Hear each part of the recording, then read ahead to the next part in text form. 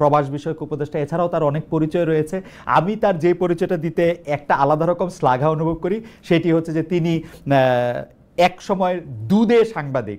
আমি তার সাংবাদিকতা বা তার রিপোর্টিং বিচিত্রাকালীন সময়, তার সেই সময়গুলির কথা আমরা মনে করতে পারি। আমরা যে কয়জন সাংবাদিকতার হিরো দেখেছি তার মধ্যে তিনি একজন। পরে তিনি কলাম লেখক হয়েছেন, শিক্ষক হয়েছেন, রিপোর্টিংয়ে সেই ধারা থেকে সরে আসছেন। তবু প্রফেসর আসিফ নজরুল, আপনাকে স্বাগত জানাই। অনেক পরিচয় আপনার এবং অনেকদিন পরে আপনার সাথে দেখা হলো।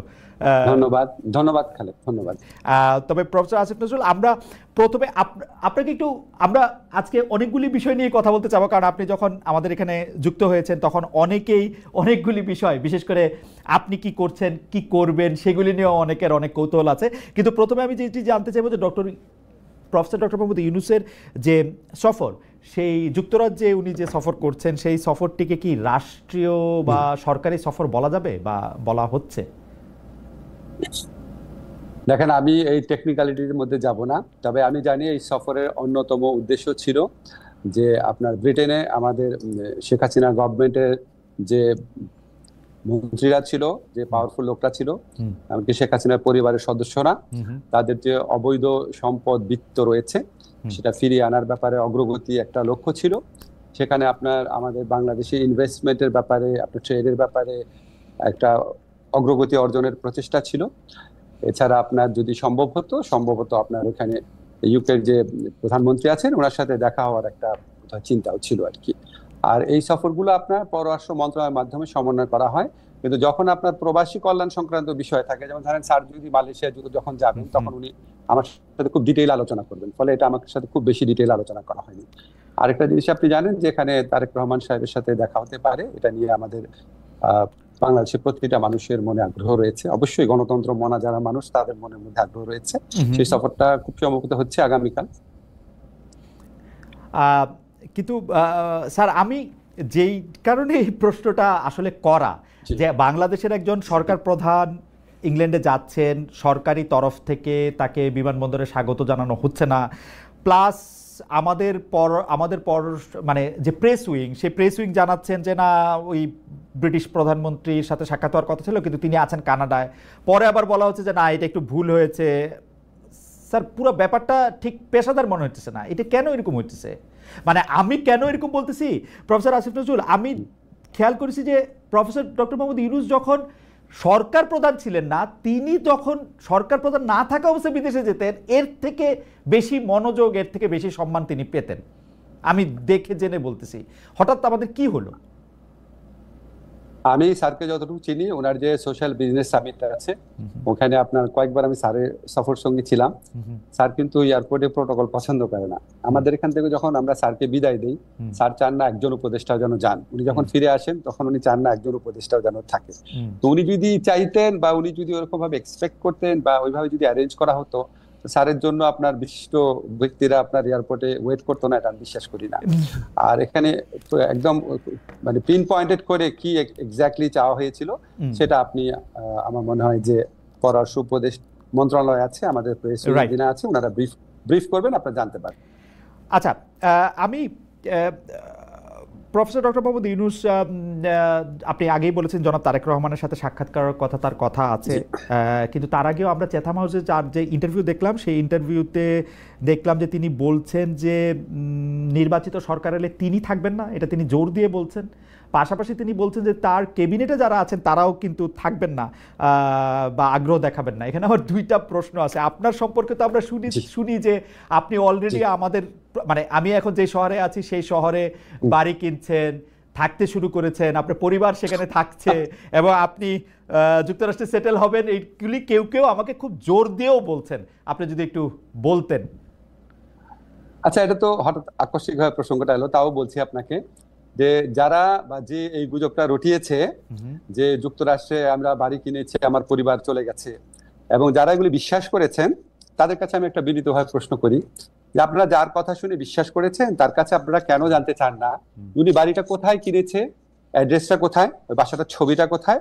আপনি আমেরিকাতে আছেন অনেকদিন ধরে, আপনি জানেন আমেরিকায় যদি কেউ কোনো প্রপার্টি ওন করে, ফ্ল্যাট হোক, জমি হোক, আমি বা আমার স্ত্রী বা আমার পরিবারের সদস্য, এটা পাবলিক ডকুমেন্ট না হলেও আপনি পেইড যে সার্ভিস প্রোভাইডার আছে তাদের কাছ থেকে যে কোনো ভাবে এটা জানা সম্ভব কিনা বলে? রাইট, সম্ভব, একদমই সম্ভব। তো যারা প্রপার্টি করে লুকানো সম্ভব না স্যার, আমেরিকা প্রপার্টি করে লুকানো সম্ভব না। জি জি, যারা এই খালেদ একটা মিনিট, যারা এই মিথ্যাচারটা করেছে এবং যারা এই মিথ্যাচারে বিশ্বাস করেছেন, তাদের কাছে আমার কয়েকটা কথা আছে। আপনারা নিশ্চয়ই জানেন যে কারো সম্পর্কে সম্পূর্ণ মিথ্যাচার করা, চরিত্র হনন করা, দোষারোপ করা, এটা ইসলামের দৃষ্টিতে মহাপাপ।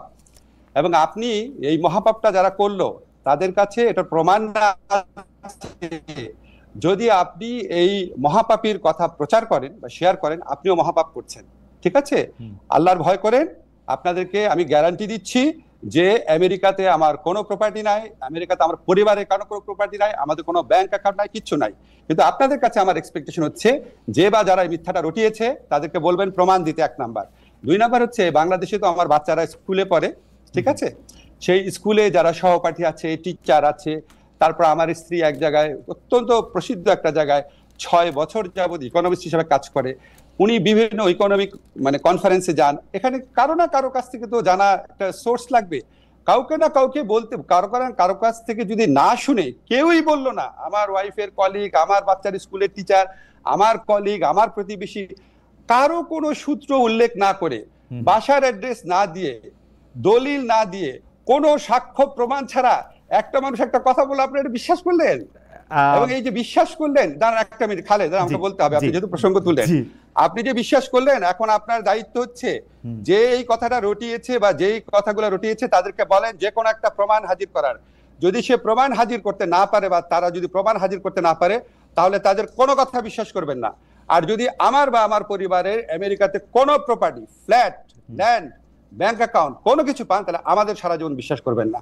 বাংলাদেশে যত অনুসন্ধানী সাংবাদিক আছে, আমেরিকাতে যত অনুসন্ধানী সাংবাদিক আছে, সবার কাছে চ্যালেঞ্জ ছুড়ে দিলাম, এই মিথ্যাবাদী, এর পরিচয়, এর মিথ্যাচারের মুখোশ উন্মোচন করেন।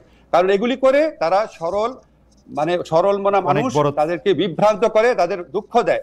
এবং এগুলি আপনার অনেক বেশি হচ্ছে। এই একটা জিনিস প্রমাণ চান, চ্যালেঞ্জ ছুড়ে দিলাম, প্রমাণ চান। প্রফেসর আসিফ নজরুল কিন্তু অনেক বড় একটি চ্যালেঞ্জ ছুড়ে দিয়েছেন এবং এটা খুব সহজেই এটা প্রমাণ করা সম্ভব, তিনি যদি আসলে কোনো প্রপার্টি কিনে থাকেন। প্রফেসর আসিফ নজরুল, আসলে আমরা অনেকগুলি বিষয় আজকে কথা বলতে হবে। আপনাকে আমরা পেয়েছি, সেজন্য আবার একটু দেরিও হয়েছে, সেজন্য অনেকগুলি বিষয় নিয়ে কথা বলতে হবে। আমি যেহেতু প্রসঙ্গটা উঠলো, অনেকে বলছে যে আপনি সবার আগে বোধহয় আপনি এই কথাটি তুলেছিলেন যে যারা রাষ্ট্রীয় ক্ষমতায় বা দায়িত্বে থাকে তাদের সম্পদের হিসাব দেওয়া উচিত। আপনি কি আপনার সম্পদের হিসাবও দিবেন কিনা, একবার এই কথাগুলো একটু বলে ফেলা। আরেকটি কথা হচ্ছে যে অনেকে বলছেন যে আপনারা এই সরকারের উপদেষ্টারা নাকি খুব ট্রাভেল হ্যাপি, আপনারা অনেক সফর সঙ্গী নিয়ে বিদেশে যান। বিশেষ করে ডক্টর মোহাম্মদ ইউনূসকে বলা হচ্ছে যে 11 বার তিনি বিদেশে গিয়েছেন। আপনার ক্ষেত্রেও এরকম বলা হয় যে আপনি যেহেতু ডক্টর মোহাম্মদ ইউনূসের খুব ঘনিষ্ঠ, সেহেতু আপনিও এইটার জবাব দিবেন কিনা যে আপনি যে যখন বিদেশে যান তখন বিরাট একটা প্রতিনিধি দল নিয়ে সঙ্গে নিয়ে যান কিনা, এবং সম্পদের হিসাবটা আপনি দিবেন কিনা, খুব সংক্ষেপে দুটো বিষয় একটু বলে দিতেন। হ্যাঁ জি, না আমি আরো বলবো আপনাকে। আমাদের সবার সম্পত্তির হিসাব ক্যাবিনেট ডিভিশনে দেওয়া আছে। আমি মনে করি তাদের এটা অবিলম্বে প্রকাশ করা উচিত। আমরা প্রকাশ করার জন্যই দিয়েছি প্রত্যেক উপদেষ্টা। সেকেন্ড হচ্ছে, বিদেশ সফরের ক্ষেত্রে আমার জবাব আমি দিব। আমি যখন জেনেভাতে আইএলওর কনফারেন্সে গিয়েছিলাম, যেখানে স্থানীয় আওয়ামী লীগাররা আমাকে অপদস্থ করার চেষ্টা করেছিল, সেখানে আমি একজনও সফর সঙ্গী নেই নাই। আমার সাথে অন্য একজন উপদেষ্টা ছিলেন, উনি নিয়েছিলেন। আমি আমার পিএস, আমার মন্ত্রণালয়ের একটা মানুষকেও নেই নাই। ঠিক আছে, আমি যখন বিদেশে যাই তখন আমার মন্ত্রণালয়ের সর্বোচ্চ 2 জন লোক গিয়েছিল আমার সাথে, এক্সট্রা 2 জন লোক একটা সফরে। সেটা হচ্ছে ওখান থেকে আমন্ত্রণ করা হয়েছিল দেখে। আমি যে সফরগুলোতে গিয়েছিলাম, একটা হচ্ছে আইএলওতে জবাবদিহি করার জন্য বাংলাদেশের জন্য, আর একটা হচ্ছে আবার গিয়েছিলাম হিউম্যান রাইটস কাউন্সিলে বাংলাদেশের পক্ষ থেকে জবাব দেওয়ার জন্য। এটা আমার ম্যান্ডেটরি। আমি সৌদি আরবে গিয়েছিলাম বাংলাদেশের শ্রম বাজার নিয়ে আলোচনা করার জন্য, আরেকটা গিয়েছিলাম তাদের কনফারেন্সে, তাদের অতিথি হয়ে, যেখানে 2 জন সৌদি মন্ত্রী সহ আমাকে স্টেজে তারা অনেক সম্মান করিয়ে করেছে। এবং এটা যেটার কারণে বলে রাখি আপনাকে প্রসঙ্গ, তো সৌদি আরবে 2 বার যাওয়ার কারণে বাংলাদেশের সাথে সৌদি আরবের প্রথম শ্রম বা কর্মসংস্থানের এগ্রিমেন্ট হতে যাচ্ছে, যেটা ইন্ডিয়া পাকিস্তানের সাথেও নাই।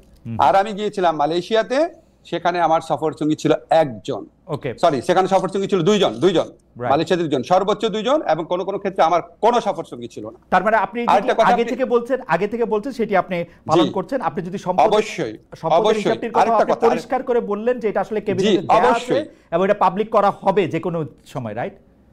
অবশ্যই আরেকটা কথা বলি, আরেকটা কথা আমি বলতাম, এখন চট করে মনে করতে পারছি, সেটা হচ্ছে বিদেশি চিকিৎসা নেব না। আমাদের কেউ বিদেশি চিকিৎসা নেয় নাই। আমার ব্যক্তিগত, আমার এবং আমার পরিবার, আমি উপদেষ্টা হওয়ার পর চিকিৎসা নিয়েছি হচ্ছে পিজি হসপিটাল, যেটা এখন বাংলাদেশ হসপিটাল নামে পরিচিত, যেখানে সাধারণ রোগীরা দেখায়, সেভাবে দেখিয়েছি। ইবনে সিনাতে দেখিয়েছি, সারা জীবন যেই হসপিটালে দেখাতাম সেখানেই দেখিয়েছি। কোনোদিন বাইরে যাওয়া তো দূরের কথা, বাইরের ওষুধ পর্যন্ত খাই নাই।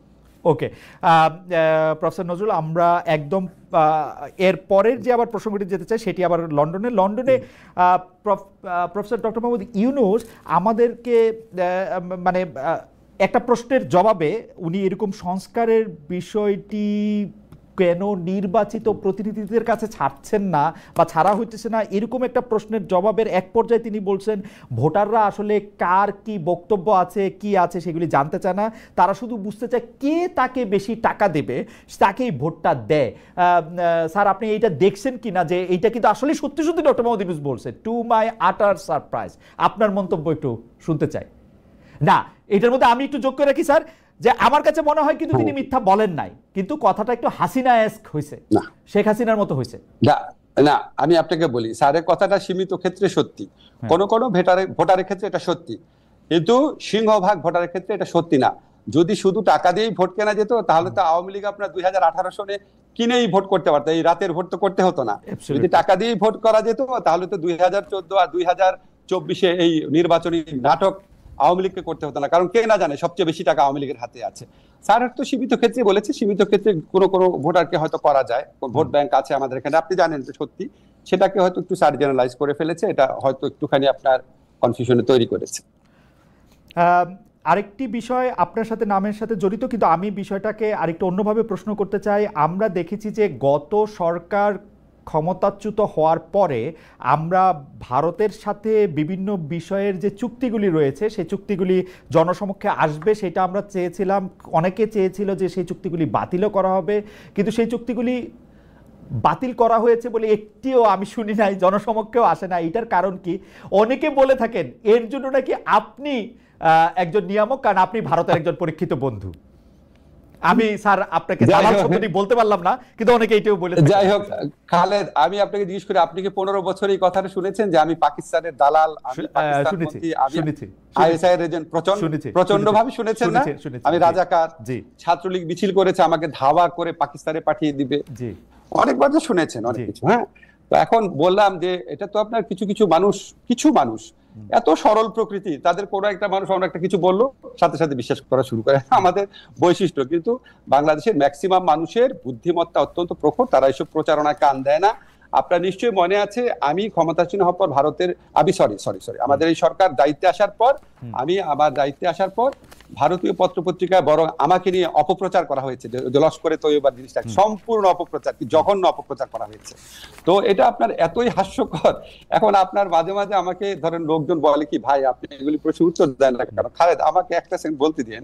দেখেন, আপনি যখন রাস্তাঘাটে হাঁটবেন, আপনি মাঝে মাঝে কিছু ভিখারিকে দেখেন না, ময়লা হাতে নিয়ে হাঁটে, থুতু মারে লোককে, ময়লা ছুঁড়ে মারে, আপনি কি তাকে কনফ্রন্ট করতে যান নাকি আপনি একটু মানে একটু দূরে দূরে সরে থাকেন?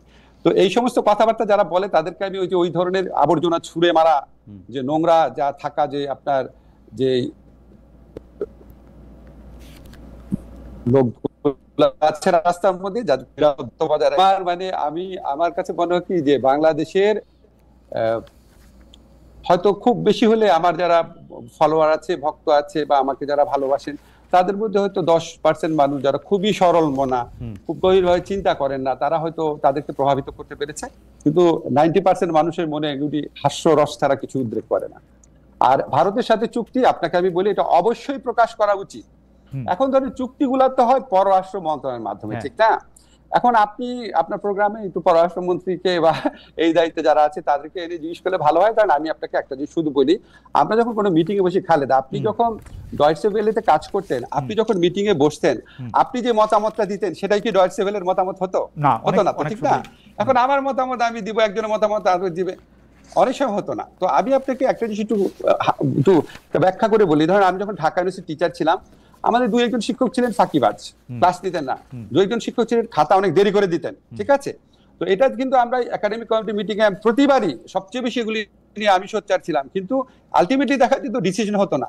কেউ কেউ বলতো থাক, এত করা হওয়ার কি দরকার, থাক আমাদের ডিপার্টমেন্টে বদনাম হবে, থাক, এরকম করে কোনো ব্যবস্থাই নেওয়া হতো না। কিন্তু আমি তো বলে যেতাম, এখন ব্যবস্থা যে নেওয়া হতো যে না আমার ডিপার্টমেন্টে কোনো ফল্টের জন্য না ছাত্র বলে নাই স্যার ওই যে রাজনীতিতে দোষারোপ আমার উপর আসবে কেন, আপনি সরকারকে দোষ দেন অথবা কনসার্ন মিনিস্ট্রিকে জিজ্ঞেস করেন। আপনাকে কোনো, তবে আমার যেটুকু ধারণা, আমি যেটুকু বিশ্বাস করি, এগুলি প্রকাশ করে না, এগুলি এই চুক্তি প্রকাশ করার সময় এখনো চলে যায় নাই।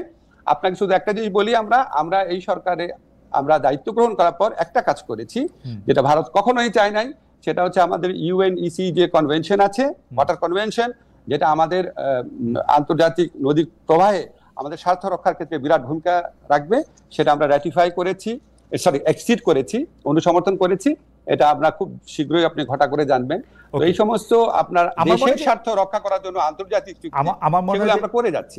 আর চুক্তি, আরেকটা কথা শুধু বলি, চুক্তি প্রকাশের সময় এখনো শেষ হয়ে যায় না। অবশ্যই আমি একটু দর্শকদের মনে করে দিতে চাই, যখন আসলে বাংলাদেশে একটা অদ্ভুত অবস্থা ছিল, কেউই আসলে ঠিক মতো কথা বলতে সাহস করতো না, তখন কিন্তু প্রফেসর আসিফ নজরুল, আমি আসলে গত 15 বছরের কথা বলতেছি, প্রফেসর আসিফ নজরুল একদম তার দৃঢ় মানে বুলন্দ আওয়াজে তিনি এগুলি নিয়ে কথা বলেছেন। সেই জন্য আমাদের আশা প্রফেসর আসিফ নজরুলের কাছে অনেক বেশি যে ভারত একচেটিয়াভাবে আপনাকে ট্রান্সশিপমেন্ট বাতিল করে দিচ্ছে, আপনাকে বলছে যে এখানে স্থলবন্দর আমি ব্যবহার করতে দিব না।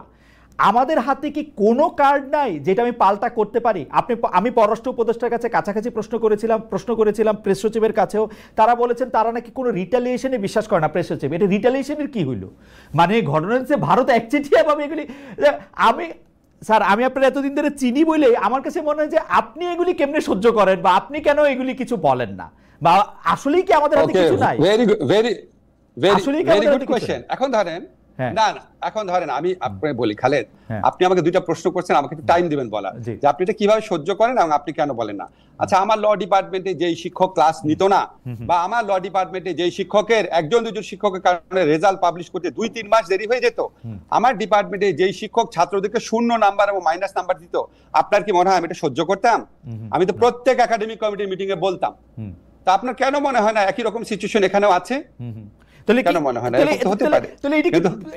আমাদের তো প্রফেসর ইউনূস আছেন, প্রফেসর ইউনূস কেমনে এটা না করবেন? মানে আমি আপনার সাথে আমার যে পরিচয় বা আলাপ আছে, হয়তো ডক্টর মোহাম্মদ ইউনূসের সাথে অত আলাপ পরিচয় ঘনিষ্ঠতা নাই, কিন্তু আমি তো উনারে জানি, তো উনারও তো এটাতে নিয়ে মানে নিজে এটা করা উচিত।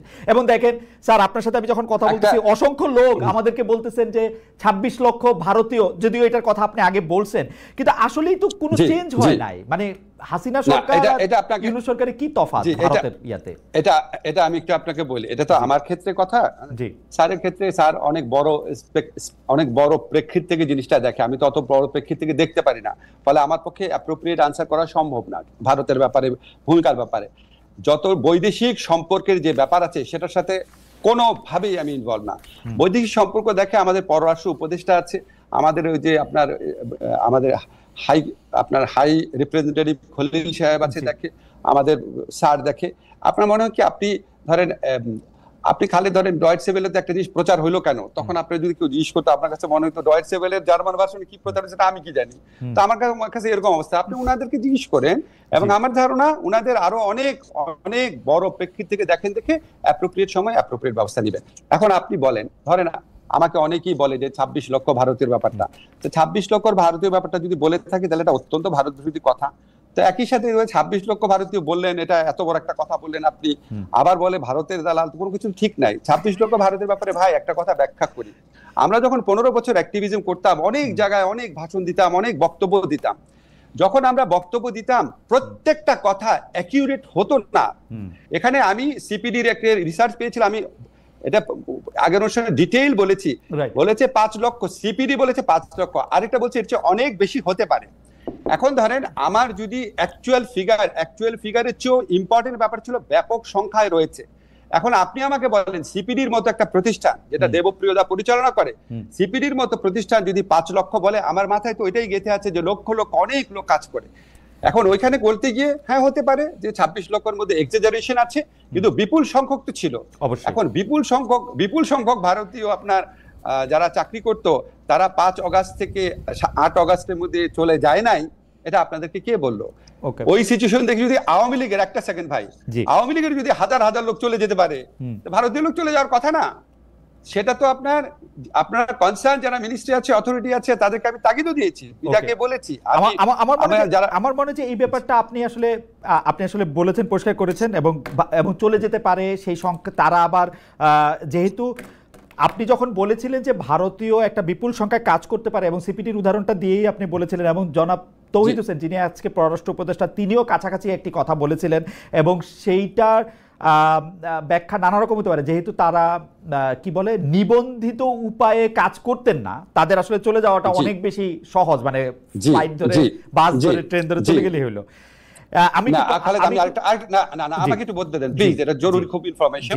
ধরেন আমাদের এখানে যারা ভারতীয়রা কাজ করতো, এটা আমরা ইনভেস্টিগেট করে জেনেছি, ওনাদের ওয়ার্ক পারমিট ছিল না। এটা কিভাবে সম্ভব হয়েছিল? এটা হাসিনা সরকার একটা ব্যবস্থা করেছিল, যখন একটা কোম্পানি কাজ পেত, ধরেন ভারতীয় একটা কোম্পানি একটা প্রকল্প পেল, ভারতীয় কোম্পানি যখন প্রকল্পটা পাবে, প্রকল্পের যারা স্টাফ ছিল তাদের জন্য কোনো ওয়ার্ক পারমিট লাগতো না। এটা আপনার খবর নিয়ে দেখেন, এটা আমি এই ইনভেস্টিগেট করে জেনেছি এটা কেন। ফলে আপনি ডকুমেন্টেড পাবেন না। এখন আপনার ধরেন ভারতীয় প্রকল্পে কাজ করছে হাজার হাজার লোক, 5 অগাস্ট থেকে 8 অগাস্টের সিচুয়েশন দেখে, যেখানে আওয়ামী লীগের প্রায় আপনার 10-20 হাজার লোক পালিয়ে গেছে, তো তারা ওখানে বসে থাকবে? ওকে, ঠিক আছে। এটা নিয়ে নিশ্চয়ই ভবিষ্যতে যখন আপনারা আরো জানবেন, তখন নিশ্চয়ই আমরা আরো পরিষ্কার একটা ছবি পাবো। কিন্তু প্রফেসর আসিফ নজরুল, আমি আপনার কাছ থেকে, যেহেতু সাংবাদিকতার 2-1টা পাঠও আপনার কাছ থেকে আমার মানে প্রতি সময় নিতে হয়, সেজন্য একটু সাংবাদিকতার জায়গা থেকে, বাংলাদেশে তো ডিজিএফআই কেন্দ্রিক আইনগুলি চেঞ্জ তো হয় নাই। মানে কেন আমি এই প্রশ্নটা করতেছি, ডিজিএফআই, এসবি এগুলি তো সরকার প্রধানের কাছেই আসে, এখন সেনা প্রধানের কাছে তো না। মানে ডিজিএফআই তো না, সরকার প্রধানকেই রিপোর্ট করে। ডিজিএফআই তো না, সরকার প্রধানকে রিপোর্ট করে, সেনা প্রধানের কাছে রিপোর্ট করে না। রাইট। এখন আপনি ধরেন, আমি আপনাকে একটু বলি, আপনি যেহেতু বলেছেন শুনে, আমাদের যে বিভিন্ন সংস্কার কমিশনের প্রস্তাব এসেছিল, ওই প্রস্তাবগুলো আমরা ভাগ করে এই কাজটা আমি এবং আরো কয়েকজন মিলে করেছি। যে মিনিস্ট্রির কাজ সেই মিনিস্ট্রিকে দেওয়া হয়ে গেছে। আমার মিনিস্ট্রিতে যে কাজ আসছে, যেটা আইন মন্ত্রণালয়ের অধিভুক্ত বিষয়, সেই আইন মন্ত্রণালয়ের অধিভুক্ত বিষয় এবং এমনকি অন্যান্য মন্ত্রণালয়ের অধিভুক্ত বিষয়, সেটাও কয়েকটা কাজ আমরা করে দিয়েছি। যেমন নারী ও শিশু নির্যাতন দমন আইনের অ্যামেন্ডমেন্ট, সেরকম আমরা 7টা মেজর অ্যামেন্ডমেন্ট করেছি, 7টা।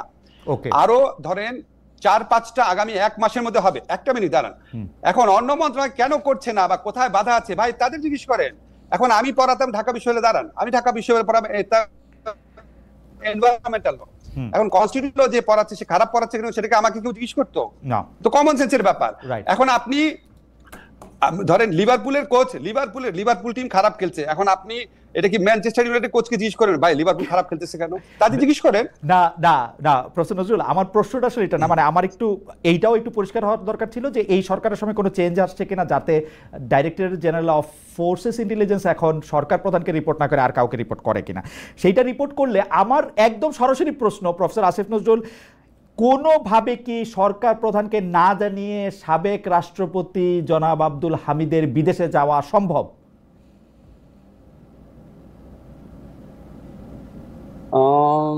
সম্ভব। সরকার প্রধান না জেনে এটা সম্ভব? নরমাল, হ্যাঁ সম্ভব। আমি আপনাকে বলি, নরমাল একটা সরকার ব্যবস্থায় অনেক ক্লিয়ার চেইন অফ কমান্ড, অনেক কোঅর্ডিনেশন, অনেক প্রেডিক্টেবল ডিফাইন্ড রোল থাকে। আমাদের মতো একটা সরকারে এই জিনিসগুলোর কিছুটা ঘাটতি থাকা স্বাভাবিক, অস্বাভাবিক না। আপনি বিপ্লব উত্তর বা গণ অভ্যুত্থান উত্তর যে কোনো সরকার ব্যবস্থার মধ্যে এটার ছায়া দেখবেন। আপনি দেখবেন বাংলাদেশ স্বাধীন হওয়ার পর যে সরকার গঠিত হয়েছিল, সেখানেও কিন্তু অনেক আক্ষেপ থাকতো। সর্ব ক্ষমতাধর অধিকারী জিনিস উনি বলতো আমার কম্বলটাকে নিয়ে গেল, মানে উনারও একটা অসহায়ত্ব প্রকাশ পেত। খেয়াল করে দেখেন, এটা একটা নর্মাল পিরিয়ড না, এটা একটা ট্রানজিশনাল পিরিয়ড। ট্রানজিশনাল পিরিয়ডে অনেক কিছু হয় যেটা খুব ব্যাকরণ মতো হয় না। এটা আমার জীবনে একটা অদ্ভুত অভিজ্ঞতা, সত্যি অন্যরকম।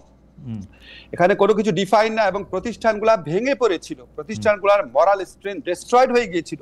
এবং আপনি ধরেন, আমি একটু জাস্টিস করে বলি, অন্যান্য মন্ত্রণালয়ের ব্যাপারে অন্যান্য মন্ত্রণালয় কি কাজ করছে ওনারাও হয়তো অনেক কাজ করে, হয়তো সংস্কারের ক্ষেত্রে কম কাজ করছে, কিন্তু ডে টু ডে কাজ অনেক বেশি করছে। হয়তো আপনার ডে টু ডে কাজ কম করছে, সংস্কার বেশি করছে। আপনারা যখন একটা প্রোগ্রাম করবেন, আপনারা সিরিজ করেন, আমি আপনাদের একটা আইডিয়া দিই। ধরেন আমাদের সরকারের তো 50% সময় পার হয়ে গেছে, আপনি এটা 10 মিনিটের প্রোগ্রাম করেন, প্রত্যেকটা মন্ত্রীকে জিজ্ঞেস করেন যে ভাই আপনি এই যে 10 মাস হলো 50% সময় চলে গেছে, আপনারা কি করেছেন?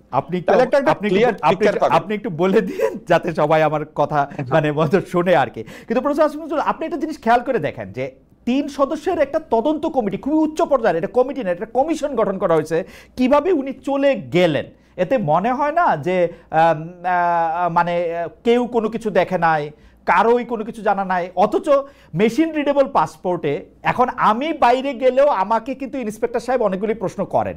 হামিদ সাহেবকে কি সেই প্রশ্নগুলি করা হয় নাই? উনার পুরো আমল নামা সেই স্ক্রিনে থাকে, এটা সম্ভব?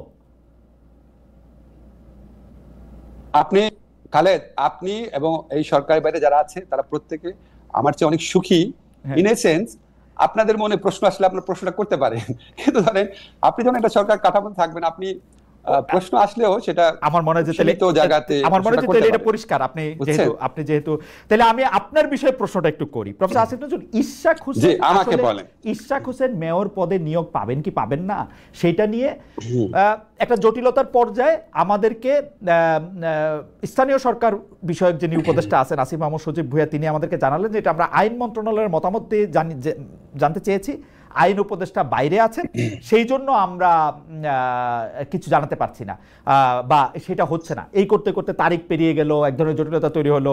কিন্তু আমাদেরকে কেউ কেউ বলছেন ইশাক সাহেবকে যে মেয়র পদে বসতে দেয়া হবে না, এটা নাকি আপনি এপ্রিলের মাঝামাঝি সময়, মানে যখন নির্বাচন কমিশনের সিদ্ধান্ত দিয়েছে তখনই নাকি আপনি ঠিক করেছেন যে এটা তাকে বসতে দেওয়া হবে না, এবং পুরো প্লটটা আপনার করা, এবং আপনি বিদেশে চলে যাবেন যাতে আপনি জবাবটা না দিতে হয়। প্লটটা কি আমি বিএনপির বিপক্ষে করেছিলাম? জি, আপনি বিএনপির বিপক্ষে করেছেন। বিএনপির বিপক্ষে। গুড। আমি তো সারাক্ষণে শুনি আমি বিএনপির পক্ষে কাজ করি। এইটা বিপক্ষে করেছেন কেন জানি। আচ্ছা শোনেন, আমি আপনারে ভেরি ক্লিয়ারলি বলি, জি আমার কনসিয়েন্সের কাছে আমি 100% ক্লিয়ার। ইশাকের যে জাজমেন্টটা ছিল বিচারিক আদালতে সেটা ত্রুটিপূর্ণ ছিল। আমাদের হাইকোর্টের জাজমেন্ট আছে, ইলেকশন পিটিশন হচ্ছে কোয়াসি সিভিল ম্যাটারে পিটিশন চেঞ্জ করা যায় না। এই যে রায়টা, এই রায়টা রিপোর্টেড না, সেই জন্য অনেকের হয়তো নজরে পড়ে না। রিপোর্টেড কেস সবার নজরে পড়ে। এখন বিচারিক আদালত যখন এই রায়টা দিয়েছে, রায়টা ত্রুটিপূর্ণ ছিল, কারণ ইশাক সাহেব উনি প্লেন চেঞ্জ করেছিলেন। এখন প্লেন চেঞ্জ করে প্রথমে উনি নির্বাচন বাতিল চেয়েছেন, পরে প্লেন চেঞ্জ করে উনি ওনাকে নির্বাচিত করতে বলেছেন। এখন যখন এরকম সিচুয়েশন হয়েছে তখন অবভিয়াসলি এটা একটা পক্ষ ছিল নির্বাচন কমিশন। নির্বাচন কমিশন একটা সাংবিধানিক প্রতিষ্ঠান। নির্বাচন কমিশনের উচিত ছিল এটা আপিল করা। নির্বাচন কমিশন এটা আমার উপর ঠেলে দিয়েছে। মানে আমি এতই কাঁচা প্লেয়ার যে সে তার দায়িত্ব পালন করবে না, এটা শিল্ড হিসাবে আমি কাজ করব? এটা নির্বাচন কমিশনের সাংবিধানিক দায়িত্ব ছিল, এটা প্রধান বিচারপতির নেতৃত্বে আপিলের ডিভিশনে বলেছে। তো উনি ওনার দায়িত্ব পালন না করার শিল্ড হিসাবে আমাকে ব্যবহার করতে চেয়েছে। আমি কোনো রিপ্লাই দেই নাই, কারণ এটা আপনার দায়িত্ব আপনি পালন করবেন। এখন ধরেন আমি বললাম কি যে আমি ঢাকার জেলা জজকে কি পরিবর্তন করব, এটা আমি সমাজ কল্যাণ মন্ত্রী শারমিনা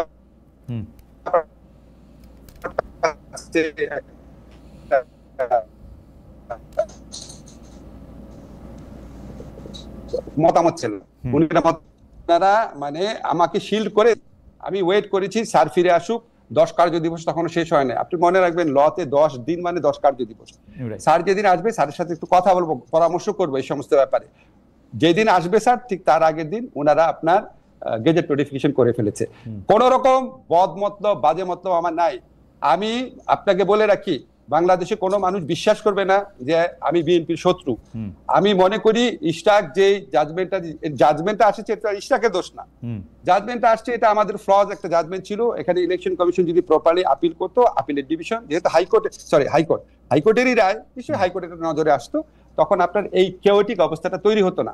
এই কেওটিক অবস্থাটা তৈরি হয়েছে যদি নির্বাচন কমিশন আপনার সাথে সাথে আপিল করতো। আপনি তো জানেন সরকার, আপনি সাংবাদিক, সরকারি যে কোনো নির্বাচনে মানে মামলায় হারলেই আপিল করে, সেটা নর্মালি আপিল করে। আপিল করলে এই সিচুয়েশনটা হতো না। এখানে কোনো রকম বদমতলব, কোনো পক্ষপাতিত্ব কিছু নাই। আমি অ্যাকর্ডিং টু ল সেটা আমি করতে চেয়েছি। দুইটা মানে আমি আমি আমি আমি আইনের ওই জায়গায় যেতে চাই না, কারণ দুই রকম ভাবেই এটার ব্যাখ্যা দেওয়া হয়েছে। কেউ একজন বলছেন যে নির্বাচন কমিশনটাই তো আলাদা, সুতরাং নির্বাচন কমিশন তো এই রায়ে খুশি। ওরা তো আগের নির্বাচন কমিশনের মানে যে ভুল বা জনাব তাপসের পক্ষে গিয়ে তো আর তারা আপিল করবে না, এটা কেউ কেউ বলছে। আমি একটু প্রশ্নটা করি। আমার প্রশ্নটা হচ্ছে যে এইটা চট্টগ্রামের মেয়র ডক্টর শাহাদাতের থেকে কি জন্য আলাদা বিষয়টা, মানে ডক্টর শাহাদাতের কেস আর ইশরাক সাহেবের কেস কেন আলাদা প্রফেসর আসিফ নজরুল? আমি বলি, ইশরাক প্রথম যেটা চেয়েছিল সেটা হচ্ছে নির্বাচনের ফলাফল বাতিল করা। তো ফলাফল বাতিল করলে এটা তাপসের পক্ষে যেত কিভাবে? এটা তো অ্যাবসার্ড কথা। সেকেন্ড কথাটা হচ্ছে শাহাদত সাহেবের সেটাই আমাদের ভুল ছিল সরকারের। তখন আমাদের স্থানীয় সরকার মন্ত্রী ছিলেন প্রয়াত হাসান আরিফ। উনি আমাদের এখানে, আমরা তখন মাত্র দায়িত্বে এসেছি, আমরা খুব বেশি কনসালটেশন হওয়ার আগে উনি প্রধানত নিজের উদ্যোগে শপথ পড়িয়ে দিয়েছেন। আর শাহাদত সাহেবের যেটা ছিল, আমি শাহাদত সাহেবের কেসটা দেখি নাই, সম্ভবত উনি প্লেন চেঞ্জ করেন নাই। ওইটা আমাদের একটা মিস্টেক ছিল। এখন ধরেন একটা মিস্টেক হয়ে গেছে, সেই মিস্টেকটার কারণে আমার নজরে যখন আসছে, যখন আমার কাছে মতামত চাওয়া হয়েছে এবং যখন এটা নিয়ে লেখালেখি হচ্ছে, যখন এই জিনিসটা ক্লিয়ার হয়েছে এবং যখন এটা নিয়ে এত বেশি শোরগোল হচ্ছে, আমি অ্যাটর্নি জেনারেল অফিসের মাধ্যমে, আমি আমার যারা কনসার্ন লিগ্যাল অ্যাডভাইস করেন, যারা আমার ল মিনিস্ট্রির মাধ্যমে, আমি তখন 100% কনভিন্সড হয়েছি যে না, প্লেন চেঞ্জ করা যায় না। এবং ইলেকশন কমিশন যখন আমার কাছে জানতে চেয়েছে, তখন তো আমাকে আরো ভালো করে দেখতে হয়েছে। ওই সময় তো ইলেকশন কমিশন আমার কাছে জানতে চায় নাই না, মানে এক যাত্রায় পৃথক ফল। এবং আমরা দেখতে পাচ্ছি যে জনাব আসিফ মোহাম্মদ সজীব ভুঁইয়া তার পছন্দ মতো প্রশাসক নিয়োগ দিয়ে দিচ্ছেন। এইটা আবার 2 দিনের জন্য একটা মেয়রের ব্যাপারে তিনি এরকম বাধা দিচ্ছেন, পুরো রাষ্ট্র কাঠামোর জন্য ব্যবহার করা হইতেছে।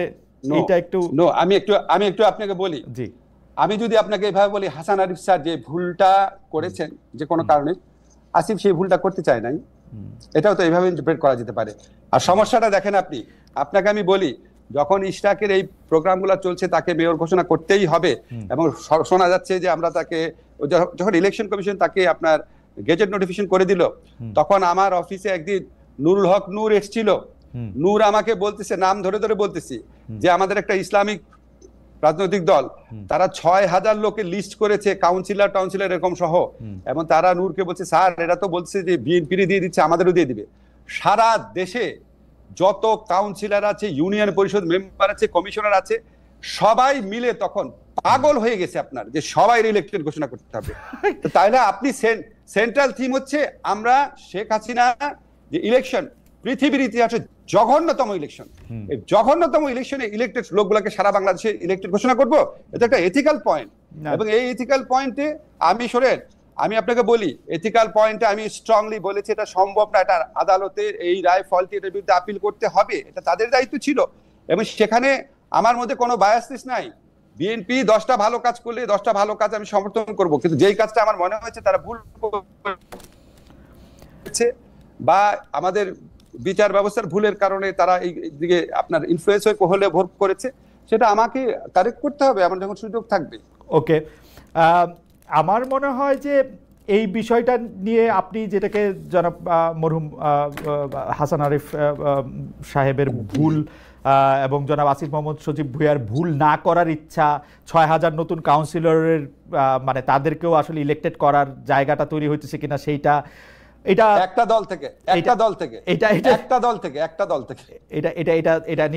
এটা নিশ্চয়ই দর্শকরা, আমরা নিশ্চয়ই দেখবো এটার মধ্যে আর কি হয়। কিন্তু আমি আপনাকে আরেকটা প্রসঙ্গে যেতে চাই প্রফেসর আসিফ নজরুল, সেটা হচ্ছে দেখেন খালেদ, আমি আপনাকে একটা কথা প্রসঙ্গ করে বলে রাখি। দেখেন, আমি এই 15 বছরে বিএনপি এই ফ্যাসিস্ট শেখ হাসিনা বিরোধী আন্দোলনে যে অসীম আত্মত্যাগ করেছে, যে কঠিন আপনার মানে কত লোক তাদের মারা গেছে, কত লোক সর্বশান্ত হয়েছে, কত লোক আহত হয়েছে, কত লোক গুম হয়েছে, এই পুরা কস্টার প্রতি 15টা বছর আমি কি পরিমাণ সিম্প্যাথেটিক ছিলেন আপনি জানেন। আমি যখন বেগম খালেদা জিয়া যখন ওনাকে বাইরে পাঠাচ্ছে না, বিবৃতি দেখেছি, বাংলাদেশে প্রতিদিন আসা অনেক মানুষ আমার সাথে যে খারাপ ব্যবহার করেছে আপনি বিশ্বাস করতে পারবেন না। প্রসঙ্গ করে বলে রাখি, ডক্টর ইউনূসের পক্ষেও যখন বিবৃতি নিতে গেছি, আমাকে এই সমস্ত বহু কিছুর মধ্যে যেতে হয়েছে, সবকিছু তো ইমেইলে আছে। আমি যখন আরো 10-15 বছর পর জীবনে লিখবো, আপনার অবাক হয়ে যাবেন। তো আমি যে এই দলটার প্রতি এত সিম্প্যাথেটিক মানে কি, আমি ওনাদেরও তো ভুল হওয়া সম্ভব, ওনারা 10টা কাজ ভুল করে একটা তো ভুল হতে পারে, যে ভুলটা আমি বলবো না। তো আমি তো ভাই না, সেটা সরল মনে আমার ঈমান থেকে আমি বলেছি বিএনপির এই সিদ্ধান্তটা ভুল ছিল। সেটা দুই পক্ষেই আছে প্রফেসর আসিফ নজরুল। আমার মনে আছে যে আমি বন শহরে থাকতাম, প্রফেসর ইউনূস ভিসবাদেন বলে একটি শহরে বেড়াতে এসেছিলেন, তিনি আমাকে খুব আদর করে চা কফি খাইয়ে দুটি লাইন তার সাথে কথা বলে, মানে সামনে ক্যামেরার সামনে কথা বলে, ক্যামেরার আড়ালে অনেকক্ষণ কথা বলে, দেশের আসার পরও তিনি অনেক কথা বলেছিলেন আমার সঙ্গে, কিন্তু এখন আর তিনি আমার সঙ্গে কথা বলতে চান না। আসলে ব্যাপারটা এরকম যে আমরাও আসলে দূরে সরে গেছি বা শত্রুতে পরিণত হয়েছি। সেইটার জায়গা থেকেই আপনাকে প্রশ্ন করতে চাই প্রফেসর আসিফ নজরুল, যে অন্তর্বর্তীকালীন সরকারের সময় না শুধু আপনি সারা জীবন মত প্রকাশে, আপনি স্যারের সাথে কথা বলার চেষ্টা করেছেন অসংখ্যবার। উনি নিউ ইয়র্ক এসছেন, নিউ ইয়র্কে কথা বলতে চেষ্টা করছি, তারপর হচ্ছে ঢাকায় গিয়ে কথা বলতে চাইছি, এইখানে কথা বলতে চাইছি অসংখ্যবার। উনি আমার বাদে সবার ইন্টারভিউ দিচ্ছেন, যাই হোক, খাওয়াবার এটা উনার ইচ্ছা। কিন্তু আমি স্যারকে জিজ্ঞেস করব। আচ্ছা স্যার, আমি আপনাকে জিজ্ঞেস করি যে আপনি কিন্তু একটা বিষয়ে আপনার কনসিস্টেন্সি অসাধারণ, মানে সেটা কোনোভাবে আপনাকে আমি হিলতে দেখি নাই গত 30 বছরে, সেটা হচ্ছে অবাধ মত প্রকাশের স্বাধীনতা। এমনকি আপনাকে গালি দিলেও, মিথ্যা কথা বললেও আপনি কিন্তু তার মুখ বন্ধ করার উপায় না। কিন্তু আমরা কিন্তু এই যে দেখতেছি যে একজন ইউটিউবার গুম হয়েছে কিনা এই আলোচনার মধ্যে জানা গেল তিনি 2 মাস ধরে গ্রেপ্তার। সাব্বির না কি নাম, তিনি জননিরাপদ, সাব্বির নাম, সরি আমি সাব্বির না কি নাম না, তিনি নাম হচ্ছে মোহাম্মদ সাব্বির সরকার। তিনি জননিরাপত্তা আইন ও সন্ত্রাস বিরোধী আইনের মামলায় অভিযুক্ত। বিগত আমলে প্রণীত এইসব আইন দিয়ে একটা ইউটিউবারে প্রফেসর নজরুল, মানে আমার আর কিছু বলার নাই। মানে আপনি, মানে আমার খালি মনে হয় যে আপনি কিভাবে এগুলি মানে সহ্য করেন, বা মানে এটা কেমনে এটা সম্ভব আপনারা থাকতে। আমি আপনাকে খালেদ বলি, একটা কথা হচ্ছে কি, আমাদের এই আমলে মত প্রকাশের যে স্বাধীনতা আছে, আপনি বিশ্বাস করেন, আমি অনেস্টলি বলি, বাংলাদেশে কোনো আমলে এটা ছিল না। আপনি শুধু আমার ক্ষেত্রে দেখেন, আমার ক্ষেত্রে কত মিথ্যাচার, কত জঘন্য চরিত্র হননকারী কথা, বাংলাদেশের প্রচলিত যতগুলো আইন আছে, পেনাল কোড বলেন, সন্ত্রাস দমন আইন বলেন, ডিজিটাল সিকিউরিটি অ্যাক্ট, মানে কতগুলো আইনে মানে অপরাধযোগ্য ভাবে আমার সম্পর্কে চরিত্রহানি কর, মিথ্যা কথা, আমার নিরাপত্তা বিঘ্নিত করার মতো পরিস্থিতি সৃষ্টি করা হয়েছে। এর জন্য কি কেউ মামলা করেছে? আমাদের ইউনূস স্যারের বিরুদ্ধে করা হয়েছে, রেজওয়ানার বিরুদ্ধে করা হয়েছে, আমাদের সালাউদ্দিন স্যারের বিরুদ্ধে করা হয়েছে, কত উপদেষ্টার বিরুদ্ধে করা হয়েছে। এটার জন্য কি আমরা সরকার থেকে কোনো মামলা করেছি? আমরা করি নাই। এখন ধরেন জননিরাপত্তা প্রশ্নে যখন স্বরাষ্ট্র মন্ত্রণালয় এই জননিরাপত্তা নিয়ে ডিল করে, আমি আপনাকে অনেস্টলি বলি, বাংলাদেশে এই মুহূর্তে সবচেয়ে কঠিন হচ্ছে স্বরাষ্ট্র মন্ত্রণালয় চালানো। আপনি জানেন, আমরা একটা ভঙ্গুর, একটা মানসিক শক্তির পুলিশ, ভঙ্গুর একটা ইনস্টিটিউশনে তাদেরকে কাজ করতে হচ্ছে। এই পুলিশের মধ্যে হয়তো 30 জনের অন্তরে এখনো বাকশাল, এই মধ্যে হয়তো 30 জন বিএনপি তারা ভাবে তারা বঞ্চিত, 20 জন হয়তো জামাত সেভাবে সে বঞ্চিত, এবং তাদের সে মরাল স্ট্রেংথ নাই। এগুলি সমস্ত কিছু নিয়ে জননিরাপত্তার প্রশ্ন এত বেশি প্রবলেম হয়ে যায়, মব কালচার এত বৃদ্ধি পেয়েছে, মানুষের মধ্যে তার স্বাধীনতা প্রকাশ শুধু না, স্বাধীনতা মানে স্বাধীনতা দিয়ে অন্যের স্বাধীনতাকে খর্বকরণের প্রক্রিয়া বিভিন্ন গোষ্ঠীর মধ্যে এত বেশি বৃদ্ধি পেয়েছে, এত অ্যানার্কিস্ট গ্রুপ জন্ম নিয়েছে, এবং এদের বিরুদ্ধে ব্যবস্থা নেওয়া এত স্পর্শকাতর বিষয়ে পরিণত হয়েছে। এখানে সবকিছু ঠিক মতো করা যায় না। আর আপনি যেটা বলছেন আমার আত্মদহনের প্রশ্ন, যখন আপনি সরকারে থাকবেন তখন আপনার আত্মদহন প্রকাশ করতে হবে আপনার কলিগদের মধ্যে, আপনি তো তখন পাবলিকলি করতে পারবেন না। কাজে পাবলিকলি করা হয় না দেখে আমাদের, আমি বা অন্য উপদেষ্টা না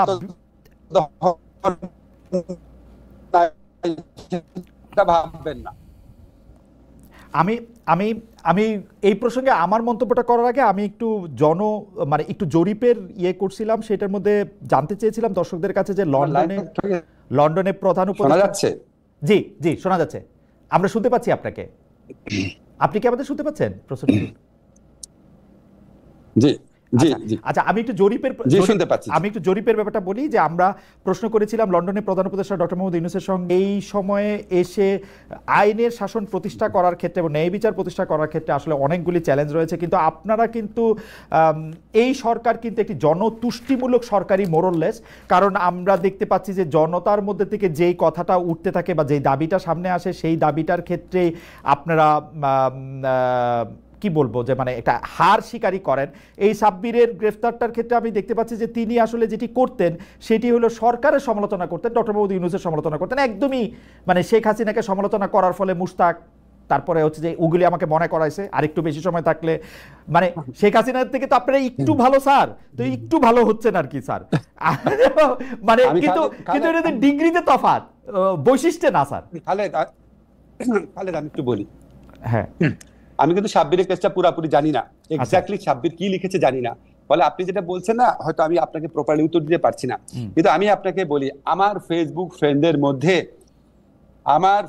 মধ্যে যারা ঢাকা টিচার আছেন, সাংবাদিক আছেন, তারা ডক্টর ইউনূসকে যেইভাবে সমালোচনা করে, এটা আপনি শেখ হাসিনা আমলে কল্পনাও করতে পারতেন। এবং আপনি আপনি দেখেন মানে এত বাজে কথা বলেছে, মানে একটা এত বয়স্ক এত সম্মানিত মানুষ সম্পর্কে আপনি যদি এসব ক্লিপ দেখেন, এটা কি কোনো ব্যবস্থা নিচ্ছে? আমরা কি আমাদের বিরুদ্ধে কথা বলেছেন ব্যবস্থা নিয়েছি? সাব্বিরের কেসটা যেহেতু আমি পুরো জানি না উনি ফেসবুকে কি লিখেছে। প্রফেসর আসিফ নজরুল, আপনি শেখ হাসিনার দোর্দণ্ড শাসন আমলে আপনি শেখ হাসিনার উপদেষ্টাদের একজন সালমান এফ রহমান সাহেবের টেলিভিশনে বসে আপনি যেভাবে তার সমালোচনা করেছেন, মানে শুধু আপনাকে এবং নুরুল কবির ভাইকে ধরলে মানে মনে হয় যে বাংলাদেশ ওই সময় অনেক স্বাধীন ছিল, যেই কারণে আবার আলী রিয়াজ স্যার আমাকে বলছে যে আমি ফেসিবাদের পক্ষে কথা বলছি। আমি বলতেছি হচ্ছে যে আপনারা যারা বলতে চাইছেন তারা কিন্তু বলতে পারছেন, মানে হয়তো আপনাদের কিছু তো মানে ক্ষতি তো হয়েছেই, কিন্তু না খালেদ এক মিনিট, খালেদ জি বলেন। আপনি কিন্তু এই কথা আগেও বলেছেন, আমি ক্লিয়ার করি আপনাকে। আমরা যেটুক বলেছি তার চেয়ে 10 গুণ বেশি বলতে চেয়েছিলাম। আমরা বলতে চেয়েছিলাম শেখ হাসিনা হচ্ছে চোর, শেখ হাসিনা বাংলাদেশের সম্পদ পাচার করছে, তার ছেলে হচ্ছে দুর্নীতিবাজ, তার বোন হচ্ছে দুর্নীতিবাজ। আমরা বলতে চেয়েছিলাম ভারতের কাছে দেশ বিক্রি করে দেওয়া হচ্ছে। আমরা বলতে চেয়েছিলাম এই নির্বাচনগুলো করা হচ্ছে, ভুয়া নির্বাচন করা হচ্ছে বাংলাদেশকে ভারতের কাছে বেচে দেওয়ার জন্য। আমরা বলতে চেয়েছিলাম বাংলাদেশে একটা ভিনদেশীয় সংস্কৃতি কায়েম করা হচ্ছে, উদ্দেশ্য প্রণোদিত হবে। আমরা বলতে চেয়েছিলাম বাংলাদেশে যারা মুসলমান আছে সত্যিকারে আপনার কোন রকম রাজনীতির সাথে জড়িত না, তাদেরকে জঘন্যভাবে হয়রানি করা হচ্ছে। আমরা এরকম বহু কথা বলতে পারি নাই, যেটা বলেছি সেটা শুনেছেন দেখে আপনার মনে হচ্ছে অনেক, সেটাও শেষের দিকে অনেক কমে গিয়েছিল অনেক। আপনি প্রোগ্রামটা করতেন যখন, তখন প্রথম দিক 2018 পর ক্রমে ক্রমে কমতে কমতে আমি তো 2019 পরে চলে আসছি জার্মানিতে। আমি তবে 2018 মানে আমি শুনতে পাই প্রফেসর আসিফ নজরুল, দেখেন আমার শোনাটা কিরকম, আমি শুনতে পাই যে আপনাদেরকে টেলিভিশনে নেয়ার ব্যাপারে নিষেধাজ্ঞা ছিল কোনো টেলিভিশনে, কিন্তু আমি যেই শুনেছি যে আপনাকে নিষেধাজ্ঞা, আমি তখনই আপনাকে অনুরোধ করে 3 বার 5 বার 7 বার অনুরোধ করে আপনাকে টিভিতে নিয়ে আসে, আপনার মনে আছে নিশ্চয়ই। আপনি বরং মানে আমি শুনতাম অন্য টেলিভিশন আপনাকে নিতে পারে না, আর আমিও আপনাকে নিতে পারতাম না, আপনাকে অনুরোধ করে আপনি সময় দিতে পারতেন না। আচ্ছা বলি আমি পার্থক্যটা কোথায়। যেমন আমি সবচেয়ে বেশি যেতাম মতিউর রহমান চৌধুরী চ্যানেল আইতে। আপনি জিজ্ঞেস করে দেখেন চ্যানেল আইয়ের শাইখ সিরাজ উনি যখন আমাকে বললো দেখি না কেন, আমি বললাম আপনারা প্রোগ্রামে ডাকেন না, দেখবো কি হবে। উনি আমাকে কি বলেছে জানেন? বলে আমাদের ঘরের উপর রেখা বন্দুক চালাবেন আর আমরা ঝামেলায় পড়বো, আমরা আপনাকে ডাকবো। মানে ডাকার অবস্থা ছিল না। আমাকে জিল্লুর বলেছে ডাকার পর কি খারাপ পরিস্থিতিকে সম্মুখীন হতে হতো। জিল্লুর বলেছে চ্যানেল আই আপনাকে আনার পর আমাকে বলতে হচ্ছে যদি আসিফ নজরুলকে আমি 3 মাস 6 মাস পর আনতে না পারি আমি প্রোগ্রাম করবো না। আমি প্রোগ্রাম করতাম বাংলা ভিশনে সবচেয়ে বেশি। খেয়াল করেন আপনি, একদিনও বাংলা ভিশনে আমাকে নিতে পারে নাই, ভয়ে কাঁপতো তারা। সেখানকার লোকজন বলতো ভাই বাংলা ভিশনে পারবো না। আপনি পেরেছিলেন, মোজাম্মেল বাবু চাইলে মোজাম্মেল বাবু পারতো, অনেকবার বলেছিল যায়নি। কারণ আপনাদের যে টিভি চ্যানেল ছিল তার মালিক ছিল সরকারের অত্যন্ত ক্ষমতাশীল ব্যক্তি, শুধুমাত্র এই কারণে পেরেছিলেন। এটা হচ্ছে আমার ধারণা। আপনি এত সরকার বিরোধী একটা ভয়, সরকারের ক্ষমতাশালী ব্যক্তিরা তো আরো বেশি চাপ সৃষ্টি করার দরকার ছিল। আমাকে যাই হোক, আমি আর পুরোনো প্রসঙ্গে যাইতে চাই না, কিন্তু তারা শিল, কিন্তু আপনি স্বাধীনভাবে প্রোগ্রাম করতেন। আমার মনে আছে আসিফ ভাই, সরি আমার মনে আছে আপনি আমার প্রোগ্রামে এসে বলছিলেন প্রধানমন্ত্রী এই কাজটা করছে গাধার মতো, যখন তার না মানে seriously I am telling you, আপনি ইন্ডিপেন্ডেন্ট টেলিভিশনে পয়সা আপনি বলছিলেন যে এটা বলছে গাধার মতো। এক্স্যাক্টলি আমি এক্স্যাক্টলি এইভাবে বলি না, আমি হচ্ছে একদম গাধা ছাড়া তো কেউ এরকম করবে। আচ্ছা যাই হোক, মনে আছে আপনি বলার। যাই হোক, হ্যাঁ এবার আমি এইটার মধ্যে থেকে আসি যে আপনারা খুব পপুলিস্ট সিদ্ধান্ত নিতেছেন কিনা, যে পপুলিস্ট সিদ্ধান্তের মধ্যে মানে জনগণ যে চাইতেছে সেইটাই আপনারা আসলে করতেছেন কিনা। যেমন দেখেন প্রফেসর আসিফ নজরুল, আসলে প্রফেসর ইউনূসের কাছে থাকলে এগুলি প্রশ্ন প্রফেসর ইউনূসকে বলা উচিত। আমার মনে হয়েছে যে প্রফেসর ইউনূস আমাদেরকে মিথ্যাবাদী বলছে, যদিও মিথ্যাটা বলছে আপনার সরকার, আপনারা এই করিডোর নিয়েই বলি, করিডোরের ব্যাপারে আমরা কোনো প্রশ্ন করি নাই যতক্ষণ পর্যন্ত পররাষ্ট্র উপদেষ্টা না বলছে যে আমরা এখানে একটা করিডোর দিতে যাচ্ছি। তেনায়া পেঁচায়া হাই রিপ্রেজেন্টেটিভ বলছে যে এইখানের মধ্যে একটা ত্রাণ করিডোর হচ্ছে, মানবিক করিডোর না। ডক্টর মোহাম্মদ ইউনূস কি বললেন? যারা এগুলি বলতেছে শুধু মিথ্যা কথা বলতেছে, জাতির উদ্দেশ্যে ভাষণ। আমিও তো বলছি আমি মিথ্যাবাদী, কারণ এই কথা আমি কারে গিয়ে বলবো? আমিও তো বলছি, এটা উনারা বলছেন এবং উনারা এটা নিয়ে কথাও চালাইছেন। এটা কেমনে হলো?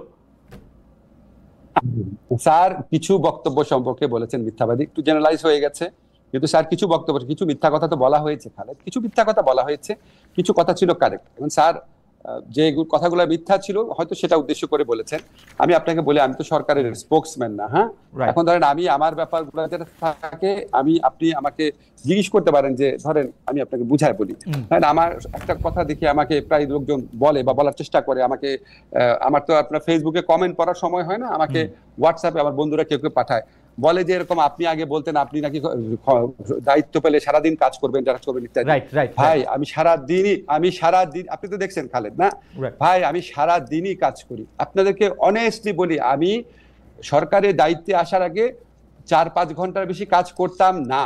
আমি এখন কমপক্ষে 12 ঘন্টা কাজ করি। আপনারা যারা সাংবাদিকরা আছেন আমার মন্ত্রণালয়ে যায় দাঁড়ায় থাকেন, দেখেন, আপনারা আমার যারা কলিগ আছে জিজ্ঞেস করেন, আপনারা আমার বলেন আপনার কাজের কোয়ান্টিটি কি। আমি আপনাদেরকে চ্যালেঞ্জ করে বলছি, আমি 10 মাসে আইন মন্ত্রণালয়ে যে কাজ করেছি, বাংলাদেশে কোনো আইনমন্ত্রী 10 মাসে এত কাজ করে নাই। বাংলাদেশে কোনো আইনমন্ত্রী পিপিজিপি এরকম 4000 নিয়োগ দেয় নাই।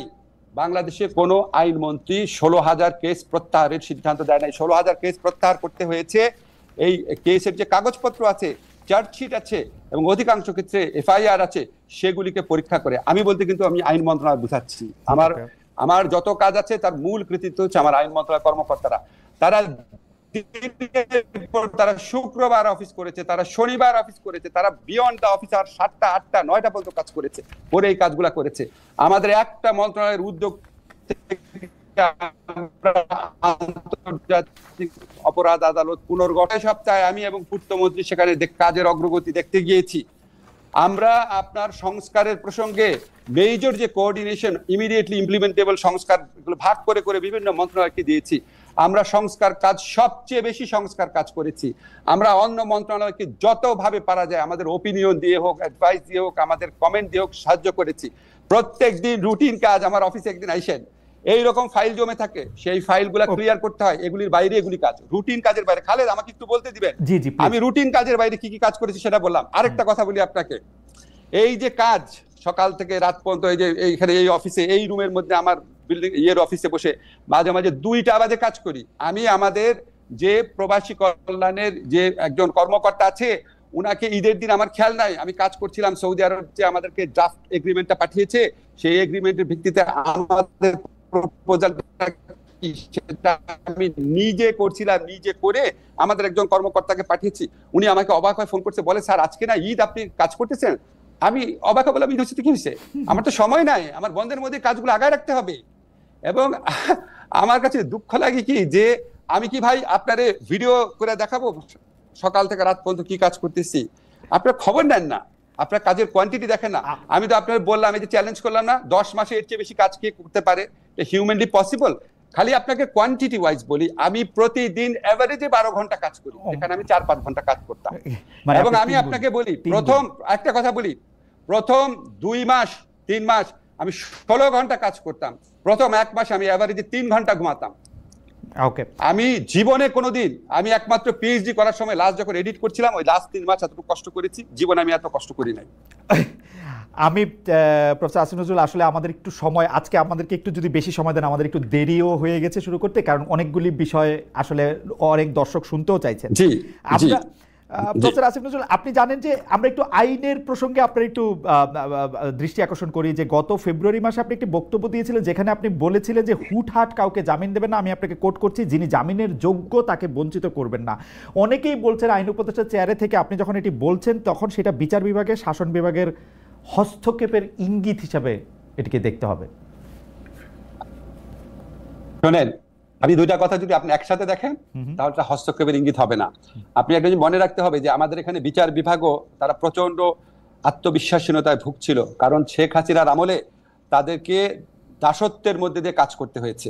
তারা কি ডিসিশন নিবে না, প্রত্যেকটা জিনিস আইন মন্ত্রণালয়ের কাছে তাদেরকে মুখ চেয়ে থাকতে হতো। এগুলো আপনি জানেন, এগুলো বানানো কথা না। আমি পলিটিক্যাল কেসের কথা বলছি, নর্মাল কেসের না।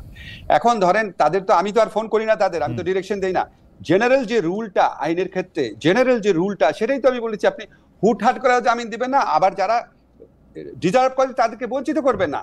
কারণ আগের আমলে হুটহাট করেই জামিন দেওয়া হতো আওয়ামী লীগের লোকদের, আর যারা পাওয়ার কথা তাদেরকে বঞ্চিত করা হতো বিএনপির লোকদের বা জামাতের লোকদের বা আপনার হেফাজত ইসলামের লোকদের। সেই জন্য আমি কার্ডিনাল প্রিন্সিপালটা বলেছি, কার্ডিনাল প্রিন্সিপালটা আমি ওপেনলি বলেছি। আমি যদি হস্তক্ষেপই করতে চাবো, আমি কি গাধা? আমি কি ওপেনলি বলবো? তাহলে আমি ফোন করে বলবো যে এটা করো। দুইটা বিষয় প্রফেসর আসিফ নজরুল, আপনি আইনের শিক্ষক হওয়ার কারণে জুডিশিয়ারিতে যারা আছে তাদের অনেকেই আপনার ছাত্র, এমনকি উচ্চ আদালতেও আপনার ছাত্রদের মধ্যে অনেকে রয়েছেন। কিন্তু আপনি যখন আইন উপদেষ্টা, মানে সরকারের নির্বাহী বিভাগের চেয়ারে বসে যখন এই কথা বলেন, তখন যারা জুডিশিয়ার মানে যারা চালান তাদের ক্ষেত্রে এটা মনে হইতে পারে কিনা যে স্যার আমাদেরকে ধমক দিচ্ছেন, যেই ধমকটা আসলে আপনার দেওয়ার কথা না? যে ধমকটা তো খুব ভালো ধমক। হুটহাট করে জামিন দিবেন না মানে যেটা জামিন পাওয়ার যোগ্য না সেটা দিবেন না, আর যেটা জামিন পাওয়ার যোগ্য সেটা দিবেন। এটা ধমক কোথায় হলো? এটা সৎ উপদেশ। আমি তো বলেছি যে জামিন পাওয়ার যোগ্য মানে বঞ্চিত করবেন না। এখন আমরা আপিল টু আপিল কম্পেয়ার করি, ধরেন আনিসুল হক সাহেব যদি এই কথা বলতেন শেখ হাসিনার আমলে, আপনি এটা পছন্দ করতেন কিনা বিং ল মিনিস্টার? ঠিক এই কথাটাই আনিসুল হক বললে, হ্যাঁ আনিসুল হক এটা বললে পছন্দ করতাম না, কারণ আনিসুল হক 15 বছর বিএনপির লোকদেরকে যেভাবে জামিন বঞ্চিত করেছেন, উনার আমলে খালেদা জিয়ার যেভাবে বিচার হয়েছে, তারেক রহমানের যেভাবে বিচার হয়েছে, উনার আমলে যেভাবে গুম করা হয়েছে, ওই আমলের প্রেক্ষিতে মনে হতো এই লোকটার মধ্যে অশুভ কোনো চিন্তা আছে, প্রত্যেকটা কথার মধ্যে একটা অশুভ আছে। আমরা তো এগুলি করি নাই, আমরা তো কাউকে গুম করি নাই। কিন্তু জামিন দেওয়ার ক্ষেত্রে কি করেছেন প্রফেসর আসিফ নজরুল, আপনি একটু দৃষ্টি আকর্ষণ করতে চাই। ধরেন আমার বন্ধু শাকিল, তার স্ত্রী রূপা, তাদের বিরুদ্ধে যে হত্যা মামলা হয়েছে, সেই হত্যা মামলায় তাদের জামিন পাইতে কোন জায়গায় আটকায়? আমি তো আটকানোর জায়গা দেখি না। মামলা থাক, হত্যা মামলা থাক, আরো 10টা মামলা থাক, কিন্তু তাদেরকে জামিনে কোথায় আটকায়?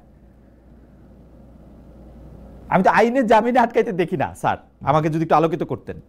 একই তো কথা, সরকারের পছন্দ করে না, আপনারা এখন মানে সরকারের বিরুদ্ধে, সেজন্য আপনি আদালতে রাইখা দিচ্ছেন, মানে তাদের জামিন হবে না। আজকে 10 মাস হয়েছে। আচ্ছা, আমি মাঝখানে আপনার কথা শুনি নাই, বাট আমি বুঝতে পারছি আপনি শাকিল, ফারজানার উপর কথা বলেছেন। দেখেন, আপনাকে আমি একটা স্পষ্ট কথা বলি, আপনারা একটু জিনিস লক্ষ্য করবেন। কিছু ক্ষেত্রে কিন্তু আমরা বিচারিক আদালতে থেকে জামিন হয়েছে, কিছু ক্ষেত্রে হওয়ার পরই আপনার স্বরাষ্ট্র মন্ত্রণালয় থেকে শোন অ্যারেস্ট দেখিয়েছে, কারণ অন্য কেউ লোক মামলা করে দিয়েছে। যেমন একটা এক্সাম্পল আপনাকে বলি, ইঞ্জিনিয়ার মোশাররফ, সাবেক এমপি দবিরুল ইসলাম, ওনারা অসুস্থ, ওনারা কিন্তু জামিন পেয়েছে, 3-4টা মামলা জামিন পেয়েছে। তারপর সাথে সাথে জামিন পাওয়ার সাথে সাথে, এখন বিএনপি করে না জামাত করে নাকি ছাত্ররা করে আমি জানি না, সাথে সাথে একটা মামলা হয়, সাথে সাথে শোন অ্যারেস্ট দেখায়। আপনি এগুলি স্ক্রুটিনাইজ করে দেখেন। কিছু ক্ষেত্রে ধরেন একটা গণ আন্দোলনের পর, যেখানে গণ অভ্যুত্থানের পর, যেটা একটা বিপ্লবের সম্ভাবনা সম্পর্ক, যেখানে সত্যি 1000 থেকে 1500 লোক মারা গেছে, যেখানে হাজার হাজার লোকের অঙ্গহানি হয়েছে, যেখানে এত বড়, আপনি খেয়াল করেন খালেদ, যখন এরশাদ আমলে টোটাল 9 বছরে 42 জন মারা গেছে, তারপরে মানুষ 2-3 সপ্তাহে 1000-1500 লোক মারা যাওয়ার পর মানুষের মনে যেই ক্রোধ তৈরি হয়, মানুষের মনে বিচার বিভাগ পুলিশের প্রতি যে রাগ তৈরি হয়, যে 15 বছরে তুমি আমার জামিন দাও নাই, 15 বছরে তুমি আমার ফলস কেসে ঢুকাইছো, তখন বিচারক কি নিজেই ভয় পায় কিনা? বিচারক কি সেনসিটিভিটির বিচারে সে নিজেই জামিন দিতে ভয় পায় কিনা, সেটা তো জিজ্ঞেস করার এখতিয়ার আমার নাই। এগুলি অনেক কিছু ডাইমেনশন আছে। এই পরিস্থিতি বাংলাদেশে কখনো হয় নাই। আমি আপনাকে শুধু একটা তথ্য দেই, কারণ আমারও কিছু বন্ধু বান্ধব আছে যারা এখন সরকারি চাকরি করেন, তাদের একজনের সঙ্গে পরিচয় করাই দিলেন, তিনি উত্তরাঞ্চলের একটি জেলা শহরের চিফ জুডিশিয়াল ম্যাজিস্ট্রেট। আমাদের সমন্বয়কদের একজন তাকে একটা ফোন করা ওইখান থেকে উজ্জ্ব করায় নিয়ে আসছেন। এই হচ্ছে গল্প। তারপরে আর স্বাভাবিকভাবে মামলা কার্যটা কেমনে চলবে? আর আমাদের দর্শকদের মধ্যে দুইটা জায়গায়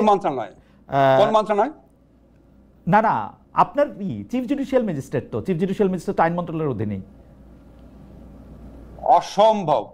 অসম্ভব কোন সমন্বয়কের ফোনে চিফ জুডিশিয়াল ম্যাজিস্ট্রেট চেঞ্জ করব? পরীক্ষা নিয়ে পরীক্ষা হয়তো আপনার অজান্তেও হইতে পারে, আমি জানি না। তাকে অসম্ভব হতে পারে, আমি জানি না, কিন্তু অসম্ভব। আচ্ছা, আপনি আমাকে এরকম চিনেন? আমি শেখ হাসিনাকে ভয় পাই না, একটা সমন্বয়ক বলবে আমি ওটা চেঞ্জ করে দিব। এখন শোনেন, আমাদের এখানে কিছু চেঞ্জ হয়েছে। যেটা হয়েছে, আপনার স্থানীয় পর্যায়ে আইনজীবীদের সাথে খারাপ সম্পর্ক হয়ে গেছে, খুব খারাপ অবস্থা। কিছু কিছু বিচারক আছে, তারা ইনসিকিউর ফিল করেছে, বিকজ ওই এলাকায় তাদের জাজমেন্ট নিয়ে অনেক প্রশ্ন আছে, মানুষ ক্ষিপ্ত ছিল, তারা রিকোয়েস্ট করে জায়গা চেঞ্জ করেছে। আর কিছু কিছু বিচারকের বিরুদ্ধে প্রচন্ড অভিযোগ ছিল, তাদের ক্ষেত্রে জায়গা চেঞ্জ করা হয়েছে। এখানে কোনো সমন্বয়কের কথায় বা কারো কথায় আমরা কাউকে পরিবর্তন করি নাই। সরি, আপনাকে যে বলেছে আমি তাকে চ্যালেঞ্জ করলাম, আপনি উনাকে বললেন আমার সাথে গোপনে যায় দেখা করে বলতে দেখাতে, আমি তাকে প্রতিকার দিব যদি এরকম কিছু আমার অজান্তেও হয়ে থাকে। আচ্ছা ঠিক আছে, আমি তাকে বলবো অবশ্যই, এবং তিনিও নিশ্চয়ই আজকে এই অনুষ্ঠান দেখছেন এবং তিনি নিশ্চয়ই সরাসরি বলবেন হয়তো। আর আমাদের দর্শক আরেকটা প্রশ্ন করেছেন যে এই যে 4-5টা বিষয় নিয়ে, একটা হচ্ছে চিন্ময় কৃষ্ণ দাসের জামিন, 2 হচ্ছে সাগর রুনির হত্যাকাণ্ডের ব্যাপারে আপনি কোনো এটা কিছু বলবেন কিনা, সবচেয়ে বেশি প্রশ্ন আর কি এগুলি নিয়ে, এবং বিডিআর মিউটিনি যেটা আছে সেটার ক্ষেত্রে সরকার কোনোভাবে ওই মামলাটাকে সেনাবাহিনীর ভয়ে বা অন্য কোনো কিছুর কারণে প্রভাবিত করতেছে কিনা। চিন্ময় কৃষ্ণ দাস, প্রথম কথা হচ্ছে বাকি যে দুটো প্রসঙ্গ বলছে সেটা আমার মন্ত্রণালয়ের অধিভুক্ত বিষয় না, আমি এটা সম্পর্কে আপনাকে কারেক্ট ইনফরমেশন দেওয়ার মতো অবস্থায় নাই। চিন্ময় কৃষ্ণ দাসের ব্যাপারে উনি সম্ভবত হাইকোর্টে জামিন পেয়েছিলেন, রাইট? হাইকোর্টে জামিন পেয়েছিলেন, হাইকোর্টে জামিন পাওয়ার পর এগেইন উনাকে বোধহয় নতুন কেস দেওয়া হয়েছে।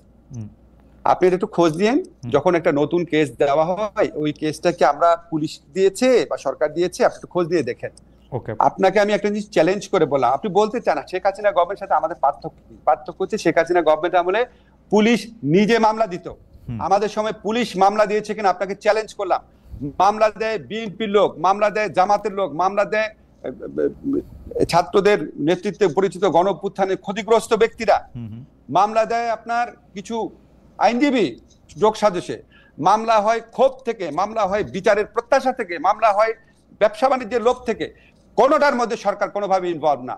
এখন একটা এরকম পরিস্থিতিতে 15 বছর যারা ক্ষুব্ধ, বিরক্ত, বঞ্চিত, মর্মাহত, ক্রুদ্ধ, তাদের প্রত্যেকটা অ্যাকশনকে আমরা খালি আহ্বান জানাতে পারি। আমি তো ওই অ্যাকশনের পার্ট না, আমি তো সেটা করছি না। শেখ হাসিনা আমলে সরকার নিজে করতো মামলা। ওকে, আমরা প্রফেসর আসিফ নজরুল, আপনি যেমন আমাকে মানে আমার মতো অনেক সাংবাদিকের যেরকম মানে এক ধরনের আলোকবর্তিকা আইডল, আইনের ক্ষেত্রেও কিন্তু অনেকে আপনাকে এরকমভাবে শিক্ষক মানেন এবং আপনার সরাসরি ছাত্রও রয়েছেন। আপনি স্নেহ করেন একজন মানে প্রথিতযশা আইনজীবী, আমার থেকে একটু বয়সে কম, ব্যারিস্টার জ্যোতির্ময় বড়ুয়া ফেসবুকে লিখেছেন এটিএম আজহারের মামলায় প্রসঙ্গে, মামলা আইনজীবী, আমি তাকে কোট করছি যে তিনি আগের প্রসিকিউশনের দায়িত্ব নেবেন না। তিনি বলেছিলেন, এটিএম আজহারের মামলায় আইনজীবী বলেছেন তিনি আগের প্রসিকিউশনে কাজের দায়িত্ব নেবেন না। তিনি এও বলেছেন তিনি আগে বিরাট সংখ্যক অভিযুক্তের পক্ষে লড়েছেন, এটা নিশ্চিত কনফ্লিক্ট অফ ইন্টারেস্ট। তিনি মানে আমরা যদি তার কথা এরকম শেষ করি যে এরকম পরিস্থিতিতে আসামিকে খালাস দেয়া ছাড়া কোর্টের আর কিছুই করার ছিল না, ফলে এক্ষেত্রে আইন উপদেষ্টা ভালো বলতে পারবেন কেন তিনি কনফ্লিক্ট অফ ইন্টারেস্ট বিবেচনা রেখে প্রসিকিউটর নিয়োগ দিলেন না। এক পর্যায়ে ব্যারিস্টার জ্যোতির্ময় বড়ুয়া এরকম বলেছেন যে আসামি পক্ষের আইনজীবীর দুর্দান্ত সাবমিশনের বিপরীতে ট্রাইব্যুনাল পক্ষের আইনজীবী ছিলেন নেহায়েত শিশু। আপনি এই বিষয়টি খেয়াল করেছেন কিনা, এবং ব্যারিস্টার জ্যোতির্ময় বড়ুয়া এর জন্য মানে আপনাকেই আসলে মানে আপনাকে লক্ষ্য করে প্রশ্নটা অন্তত করেছেন, আপনি যদি একটু দেখতেন।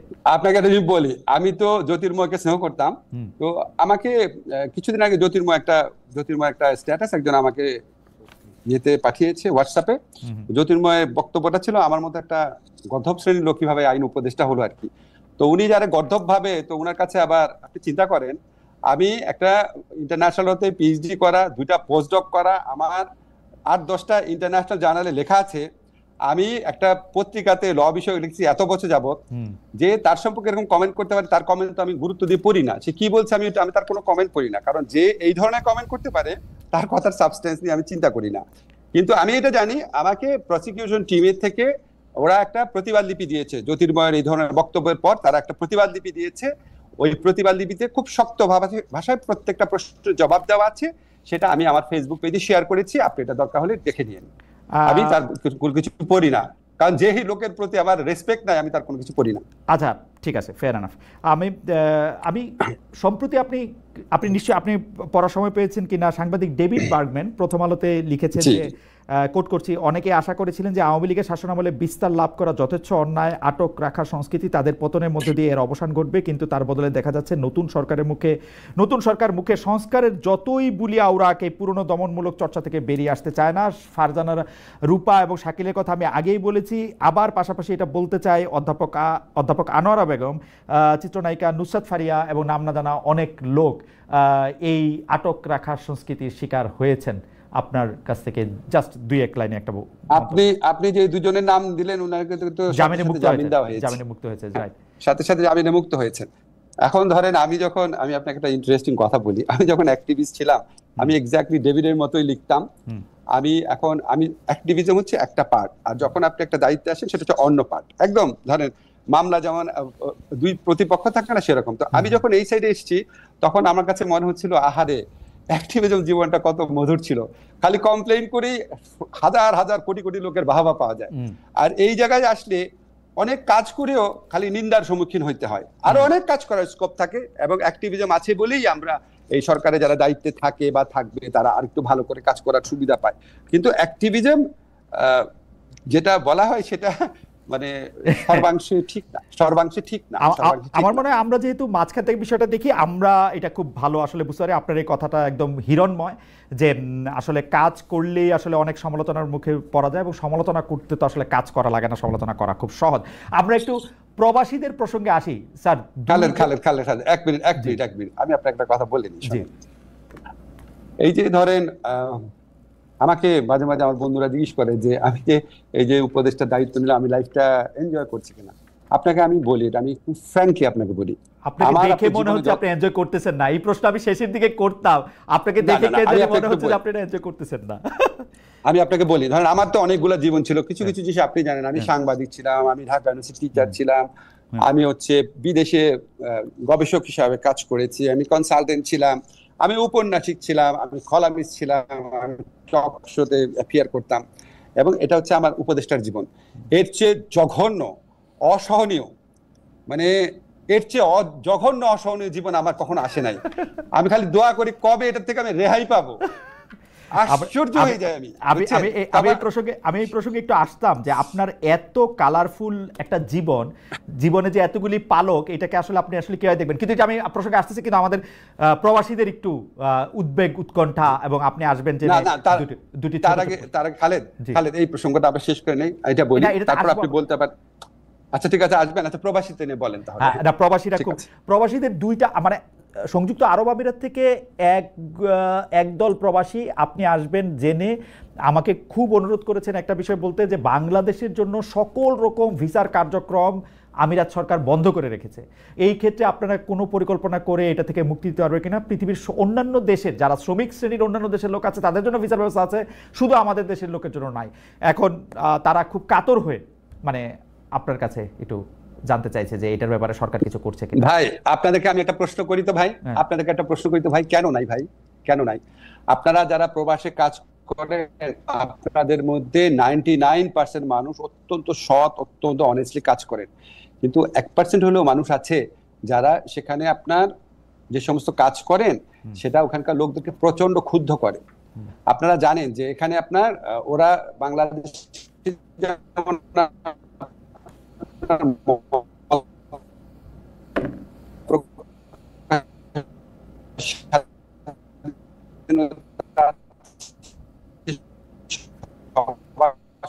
স্বাধীনতা আছে সেটা 1% লোকের কথা বলছি না, 1% লোক করে তারা কষ্টকর। আমরা তো অনেক চেষ্টা করছি। ধরেন আমি আপনাকে বলি, আমি এগুলি কথা যদি বলি মনে হয় সারাক্ষণ নিজের কথাই নিজে বলতেছি। আমি যে সৌদি শ্রমমন্ত্রীর সাথে লাস্ট দেখা করলাম, উনি আমাকে বললো তুমি প্রথম মিটিং একটা জিনিস চেয়েছিলে সেটা আমরা করে দিয়েছি, তোমাদের যারা নারী শ্রমিক আছে যারা ইররেগুলার তাদেরকে রেগুলারাইজ করার ব্যবস্থা করেছি। জর্ডানের মন্ত্রী আমাকে বলেছে জর্ডনে যারা নারী শ্রমিক আছে যারা ইররেগুলার হয়ে গেছে তারা যদি ভলেন্টারিলি আসে বিনা পয়সায় তাদের প্রত্যেককে রেগুলারাইজ করে দেওয়া হবে। এরকম আমরা তো ভাই নিরন্তর চেষ্টা করছি। আমাদের doctor Mohammad Yunus sir phone করার পর ওইখান থেকে সমস্ত যারা বন্দী ছিল তারা চলে আসছে।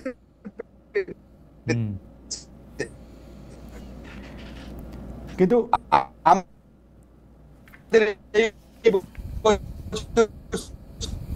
সৌদি আরব থেকে সবচেয়ে আপনার মুক্তি দেওয়া হচ্ছে সবচেয়ে বেশি সংখ্যক বন্দী। এর আগে চেষ্টা করছি, সংযুক্ত আমিরাতে আমাদের পাঠিয়েছে, উনি বারবার চেষ্টা করছেন, গিয়েছি কাতারে বারবার বলেছি, আমরা আস্তে আস্তে ওপেন আপ করার চেষ্টা করছি। ভাই, এটা তো আমাদের মুখের কথায় হয়ে যাবে না, আমরা চেষ্টা করছি। দেখেন, আমি সৌদি আরবে যাওয়ার পর আপনারা আমাকে কমপ্লেইন করেছেন বিমানের ভাড়া বেশি, আমি ফিরে এসে পরের দিন সকালবেলা স্যারের কাছে অনুরোধ করে স্যারের অফিসে একটা মিটিং করি, আমাদের না সেটা খোলাটা আমি যতই চেষ্টা করি, এটা আমার নিয়ন্ত্রণাধীন বিষয় না, কিন্তু আমরা চেষ্টা করে যাচ্ছি। শুধু একটা বিষয় যে সরকার পরিবর্তনের সঙ্গে এটার কোনো সম্পর্ক আছে? মানে হাসিনা সরকারের আমলে উনাদের অবস্থা ভালো ছিল, সরকার খুব বেশি খেয়াল খবর রাখতো, আপনার সরকার কম রাখতেছে, ব্যাপারটা কি এরকম কোনো কারণে? শেখ হাসিনা সরকার যতগুলা বন্ধ হয়েছে, ইউএই বলেন, বাহরাইন বলেন, সব শেখ হাসিনা সরকারের আমলে বন্ধ হয়েছিল। ওকে, আমাদের আমলে বরং সৌদি আরবে লোক পাঠানো বেড়েছে, জর্ডানে লোক পাঠানো বেড়েছে। আমাদের আমলে বরং ইউএইতে মার্কেট ইনশাআল্লাহ তাড়াতাড়ি খুলে যাবে। আচ্ছা, ঠিক আছে, এটা একটা আসার কথা। দ্বিতীয়টা হচ্ছে এক ধরনের দাবির মতো, সেই দাবিটা হচ্ছে প্রবাসীদের ভোটের ব্যাপারে। আসলে আপনি এটাকে কি মনে করেন? এটা আইন সংশোধন করে প্রবাসীদের ভোট দেওয়ার ব্যবস্থাটা করা উচিত কিনা? দুই হচ্ছে প্রবাসীরা যাতে সংসদ সদস্য হতে পারে, সেইটা আসলে রাখা উচিত কিনা 66 ঘ চেঞ্জ করে? ভাই, দ্বিতীয়টা আমি বলতে পারবো না, ওটা তো সংবিধান পরিবর্তন সংক্রান্ত বিষয় আছে। প্রবাসীদের ভোটাধিকার প্রদান করার জন্য ডক্টর মোহাম্মদ ইউনূস দৃঢ়ভাবে সংকল্পবদ্ধ। উনি আমাকে একটা কাজ দিয়ে গেছেন ইংল্যান্ডে যাওয়ার আগে, যে কনসার্ন বিশেষজ্ঞদের সাথে বসে প্রবাসীদের জন্য সবচেয়ে ভালোভাবে কিভাবে ভোট নেওয়া সম্ভব হয় সেটা যেন আমরা ওয়ার্কআউট করে রাখি। উনি আসলে উনাকে বলবো, ইলেকশন কমিশনকে জানানো হবে, ইলেকশন কমিশনও চেষ্টা করছে। আমরা মানে কি বলবো, এর চেয়ে বড় আনন্দ আর কিছুই হবে না আমাদের জন্য। আমরা প্রবাসীদের ভোটাধিকার প্রতিষ্ঠা করার জন্য যত প্রচেষ্টা সম্ভব সমস্ত কিছু করবো, এটা বদ্ধপরিকর। এবং আমার কাছে মনে হয় স্যার যাওয়ার আগে সবচেয়ে বেশি যে জিনিসগুলো চায় তার মধ্যে এটা অন্যতম। ইনশাআল্লাহ এটা আমরা করতে পারবো। আমি যেহেতু একটু প্রবাসে থাকি, আমাকে কিন্তু এই যে অনেকে বলতে থাকেন যে আমরা যেহেতু 27 বিলিয়ন ডলার যেহেতু রেমিটেন্স হিসেবে বাংলাদেশে যায়, এটা নিশ্চয়ই আরো বাড়বে, আরো আকর্ষণ সৃষ্টি হবে বাংলাদেশটা ওর পরবর্তী জেনারেশনের কাছে আকর্ষণীয় করার জন্য। আপনারা এটা নিয়ে কখনো ভাববেন কিনা যে ওনারা যাতে রাজনীতিতে প্রত্যক্ষভাবে আসতে পারে, যারা আসতে চান দ্বৈত নাগরিকদের মধ্যে কেউ? যারা আসতে চান ওনারা তো আসতে পারছেন, সমস্যা হচ্ছে না তো। এই যে দ্বৈত নাগরিকত্ব থাকলে সংসদ হওয়া যায় না, যে সংসদ সদস্য হওয়া যায় না, যে 66 2 গ। এটা অনেক বড় সাংবিধানিক প্রশ্ন, এটা আপনার রাজনৈতিক ঐক্যমত ছাড়া সম্ভব না। ওকে, এটা নিয়ে আমরা সিরিয়াসলি চিন্তা করি না। আপনারা বলেছেন, ঠিক আছে, আমি এটা কথা বলে দেখব কিছু করার স্কোপ আছে না। আচ্ছা, ঠিক আছে। আমার একটা এটা হচ্ছে যে আপনার যেহেতু ক্ষুরোধার, আমি এটাকে কি বলবো, রাজনৈতিক বিশ্লেষক হিসাবে আপনি অনেক দূর দেখতে পান, সেই জন্য আমি আপনার কাছ থেকে একটু এই বিষয়টা একটু জানতে চাইবো যে অনেকে বলতেছে যে এই প্রফেসর ইউনূসের সঙ্গে জনাব তারেক রহমানের যে সম্ভাব্য বৈঠক, মানে বৈঠকটা আসলে এখন ঘোষণাই করা হয়ে গেছে, সম্ভাব্য আমি বলবো না, সম্ভাব্য যে আলোচ্য, সেইটার সফলতার উপর বাংলাদেশের রাজনীতির বা মাঠের উত্তাপ প্রশমনের এবং রাজনীতিটার একটা দিক ঠিক হওয়ার একটা বড় সম্পর্ক আছে। আপনিও কি তাই মনে করেন কিনা? এবং যদি আপনি তাই মনে করেন, তাইলে কি মানে এই ক্ষেত্রে নির্বাচনের ডেটে আপনি পরিবর্তন দেখেন কিনা? মানে April two February, February to December, মানে উনিও 2 মাস আগাইলেন, উনি 2 মাস পিছাইলেন, এরকম কিছু দেখেন কিনা? আমি মনে করি অবশ্যই এটা অত্যন্ত গুরুত্বপূর্ণ ভূমিকা। আপনি দেখেন পাবলিক স্ফিয়ারে বিএনপিকে অনেকভাবে অনেক সমালোচনা করা হয়। আমি কয়েকটা জিনিস আপনাকে বলি। আমরা যখন রাজনৈতিক দলগুলোর সাথে মিটিং এ বসি, আপনার কি বিশ্বাস হবে আমরা বিএনপির 2 জন ডাকলে জামাতেরও 2 জন ডাকি, এনসিপিরও 2 জন ডাকি। এমনকি এমন প্রোগ্রাম আছে যেখানে গণতান্ত্রিক বাম মঞ্চ যে মান্না ভাইদের, সেখান থেকে দাওয়াত পেয়েছে 3 জন, বিএনপি থেকে দাওয়াত পেয়েছে 2 জন। বিএনপি এগুলি নিয়ে কোনোদিন কমপ্লেইন করে নাই। বিএনপি প্রত্যেকটা সংস্কারের মিটিং এ সবচেয়ে বেশি অংশগ্রহণ করেছে বিএনপি, 3 দিন টানা অংশগ্রহণ করেছে। অধিকাংশ আপনি দেখবেন ফটো কার্ড বানায় বিএনপিকে ভিলেনাইজ করার চেষ্টা করা হয়, অধিকাংশ সংস্কার প্রস্তাব তারা রাজি হয়েছে, কিছু কিছু ফরম্যাটে তাদের আপত্তি রয়েছে। তো এই সমস্ত পরিপ্রেক্ষিতে আর বিএনপির জনপ্রিয়তা, সেই পরিপ্রেক্ষিতে আমি তো মনে করি যে বিএনপির মতো একটা দলের মানে উনি সবচেয়ে প্রধান নেতা এখন, যেহেতু বেগম জিয়া এখন ওইভাবে কাজ করছেন না, তো উনার সাথে বৈঠকটা তো অত্যন্ত গুরুত্বপূর্ণ। সেখানে যে দূরত্বটা আছে, সেখানে কয়েকটা জিনিস আপনি পজিটিভ দিকটাও দেখেন। নির্বাচনের সম্ভাব্য লাস্ট ডেট ছিল 30 জুন, সেখান থেকে প্রায় 1.5 মাস এগিয়ে এসেছে। ঠিক আছে, এটা একটা পজিটিভ দিক। সেকেন্ড দিক হচ্ছে একটা ডেট ঘোষণা করা হয়েছে, ফার্স্ট 15 days of এপ্রিল। এখন ধরেন এইটুক পজিটিভ যদি হয়, এখন যদি আমি তো মনে করি এখন বাংলাদেশের রাজনীতিতে প্রধান যে 3টা স্টেক হোল্ডার আছে, বিএনপি, জামাত এবং ছাত্রদের দল এনসিপি, এটার মধ্যে যদি অন্তত 2টা দল একসাথে একটা ধরেন মিলে স্যারের কাছে বলে বা কনভিন্স করার চেষ্টা করে যে আপনি ফেব্রুয়ারিতে ইলেকশন দেন বা রোজার আগে ইলেকশন দেন, তখন হয়তো সরকারের পক্ষে হয়তো পুনর্বিবেচনা করার হয়তো সুযোগ সৃষ্টি হবে, বা হয়তো অন্যান্য কনসিডারেশন আছে। বিকজ এই ডেটটা মেইনলি, এটা তো এত গুরুত্বপূর্ণ সিদ্ধান্ত তো স্যার নেয়, স্যার আমাদের বিভিন্ন ব্যাপারে অভিমত নিয়েছে। তো ওই যদি আপনার শোনেন, আমার কাছে না ইলেকশনটা ফেব্রুয়ারিতে হবে নাকি এপ্রিলের 5-6 তারিখে হবে, তার চেয়ে অনেক ইম্পর্টেন্ট হচ্ছে যে এটা যে এপ্রিলের প্রথমার্ধে বলেছে, এটা থেকে একদিনও যেন না পিছায়, একটা নাম্বার। 2 নাম্বার হচ্ছে ইলেকশনটা যেন অত্যন্ত অবাধ, সুষ্ঠু, নিরপেক্ষ হয়। যদি এই 2টা জিনিস এনশিওর করা যায়, তাহলে এই 1.5 মাসের সময়ের পার্থক্য খুব বড় কিছু হবে না। এপ্রিলে রাখলেও সমস্যা হবে না, ফেব্রুয়ারিতে আনলেও সমস্যা হবে না। এখন এই জিনিসটা আমরা সবাই মিলে বুঝে, আমরা এত স্ট্রাগলের পথ একসাথে আসছি, এই পথটুকু যদি আমরা একসাথে যেতে পারি, সেটা আমার মানে ব্যক্তি আসিফ নজরুল সাহেবের প্রত্যাশা থাকবে। প্রফেসর আসিফ নজরুল, আমাদের শেষ প্রসঙ্গ, এবার একটু আপনার বিষয়ে আমরা একটু কথা বলতে চাই। আপনি আসলে অনেক ব্যস্ত থাকার কারণে সোশ্যাল মিডিয়ায় সময় দিতে পারেন না হয়তো বেশি খুব একটা। আপনি খেয়াল করলে দেখবেন আপনাকে নিয়ে প্রফেসর ইউনূসের পর আপনি হচ্ছেন সবচেয়ে বেশি মোস্ট টকড পারসন ইন, মানে সবচেয়ে বেশি কথা বলার লোক হচ্ছেন আপনি, যে যে যাকে নিয়ে কথা হয়, এবং সুন্দর সুন্দর ট্রলও হয় আপনাকে নিয়ে। সুন্দর সুন্দর ট্রলের মধ্যে কেউ হয়তো আপনাকে আপনার মুখের বা বলার বাচনভঙ্গি নকল করে হায় আল্লাহ জানো খালেদ বা ওরকম করেও আসলে অনেকগুলি কথা আছে। এর মধ্যে একটা কথা হচ্ছে যে আপনাকে আমি একটু প্রশ্ন করতেই চাই, আপনি এরকম একটা কথা বলেছিলেন, আপনি যদি কখনো মন্ত্রী হন বা রাষ্ট্রের কোনো দায়িত্ব আপনি পান, তাহলে আপনি দিনরাত কাজ করবেন এবং সেই কাজ করে আপনি আর কোনো দিকে তাকাবেন এবং অনেক কিছু আপনি করতে পারবেন যেটা আসলে আপনি করতে চান। আমাদের প্রশ্ন 10 মাস পার হয়েছে, আপনি হয়তো বড়জোর এখনকার যে টাইমলাইন অনুযায়ী বড়জোর আর 10 মাস আপনি থাকবেন। তারপরে আমরা আশা করতেছি যে আপনি বাংলাদেশের প্রেসিডেন্ট হন, সেটাও আমরা আশা করতে পারি, কিন্তু আপনি কোনো রাজনৈতিক দলে যোগ দিবেন কিনা সেটা আমরা জানি না। সুতরাং মনে করতেছি আপনি আর হয়তো সরকারি দায়িত্বে থাকবেন না। তো সেই জন্য আপনার এই 10 মাস কেমন গেল, কেমন যাচ্ছে, আপনি কেমন এনজয় করতেছেন? আমার পার্সোনালি মনে হচ্ছে আপনি অনেক এনজয় করতেছেন না। আপনি বারাক ওবামা একটা কথা বলেছিলেন যে এই ক্ষমতায় থাকার শেষ কয় মাসে উনি অনেক বুড়িয়ে গিয়েছিলেন। তো আপনাকে দেখেও আমার এরকম মনে হইতেছে যে মানে এইটা আসলে আপনার কেমন ছিল, যে মানে এই 10 মাস আপনি যদি আমাদের বলেন। আপনাকে তো আমি তো বলেন, এটা মানে অকল্পনীয় পরিশ্রমের কাজ, অকল্পনীয় পরিশ্রম। আমি আপনাকে যেটা বলতাম যে দিনে রাত কাজ করব, আমি সত্যি দিনে রাত কাজ করি। আপনারা যতভাবে পারেন ইনফরমেশন নিয়ে জিজ্ঞেস করে দেখেন, আমার মন্ত্রণালয়ে ক্যামেরা ফিট করে রাখেন কয়টার সময় আসি, আমার যাতে যারা রাত 1-2টা পর্যন্ত মিটিং করে নাম দিয়ে দেবো, কেউ যদি ইনভেস্টিগেট করতেন আইসেন আমার কাছে। হ্যাঁ, 12-14 ঘন্টায় কাজ করি, এত পরিশ্রমের ধাক্কা পড়েছে। তারপর বিশাল টেন্স মুহূর্ত, ধরেন আমার সবচেয়ে কষ্ট লাগে, ধরেন যেই কাজের সাথে আমার বিন্দুমাত্র সম্পর্ক নাই, সেটার দায় দায়িত্ব যখন আমাকে দেওয়া হয়, আমার খুব কষ্ট লাগতো। এখন একসেপ্ট করে নিয়েছি, কিছু করার নাই। আরেকটা জিনিস হচ্ছে, ধরেন আমি কিছু জিনিস চাচ্ছি হয়তো, কিন্তু আমি করতে পারছি না। ধরেন আমি ল ডিপার্টমেন্টে যখন টিচার ছিলাম, আমি যেটা চাইতাম সেটা কি করতে পারতাম? তা আমি তো সরকারি 23 জন মন্ত্রীর একজন মন্ত্রী, তা আমি যেটা চাচ্ছি সেটা সবসময় হচ্ছে না। কিছু ক্ষেত্রে এটা আমার জন্য একটু কষ্টদায়ক হয়, বেদনাদায়ক হয়। কিছু ক্ষেত্রে আমার কাছে মনে হয় যে যারা আমাকে মনে করতো, ধরেন যাদের সাথে আমি বিবৃতি দিতাম, যারা হিউম্যান রাইটস নিয়ে কাজ করতো, তারা কিভাবে যে এরকম সিচুয়েশন হচ্ছে, আসিফ নজরুল এটা একসেপ্ট করছে, এই করছে, তাদের তো আমি আর বলতে পারছি না। সেটা আমি তো ইন্ডিভিজুয়াল, আমার কথা আমি একসেপ্ট করছি না কোনোটাই বলতে পারছি না। এগুলি সব খারাপ ফিলিংস এর কথা।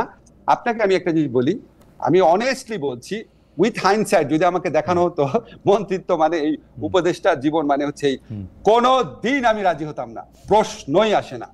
কিন্তু আপনাকে একটা কথা আমি বলি, আমার একটা অপার আনন্দের জায়গা আছে, এটা আপনাকে আমার বলতেই হবে। সেটা না হলে এটা একটা অপরাধমূলক কাজ হবে।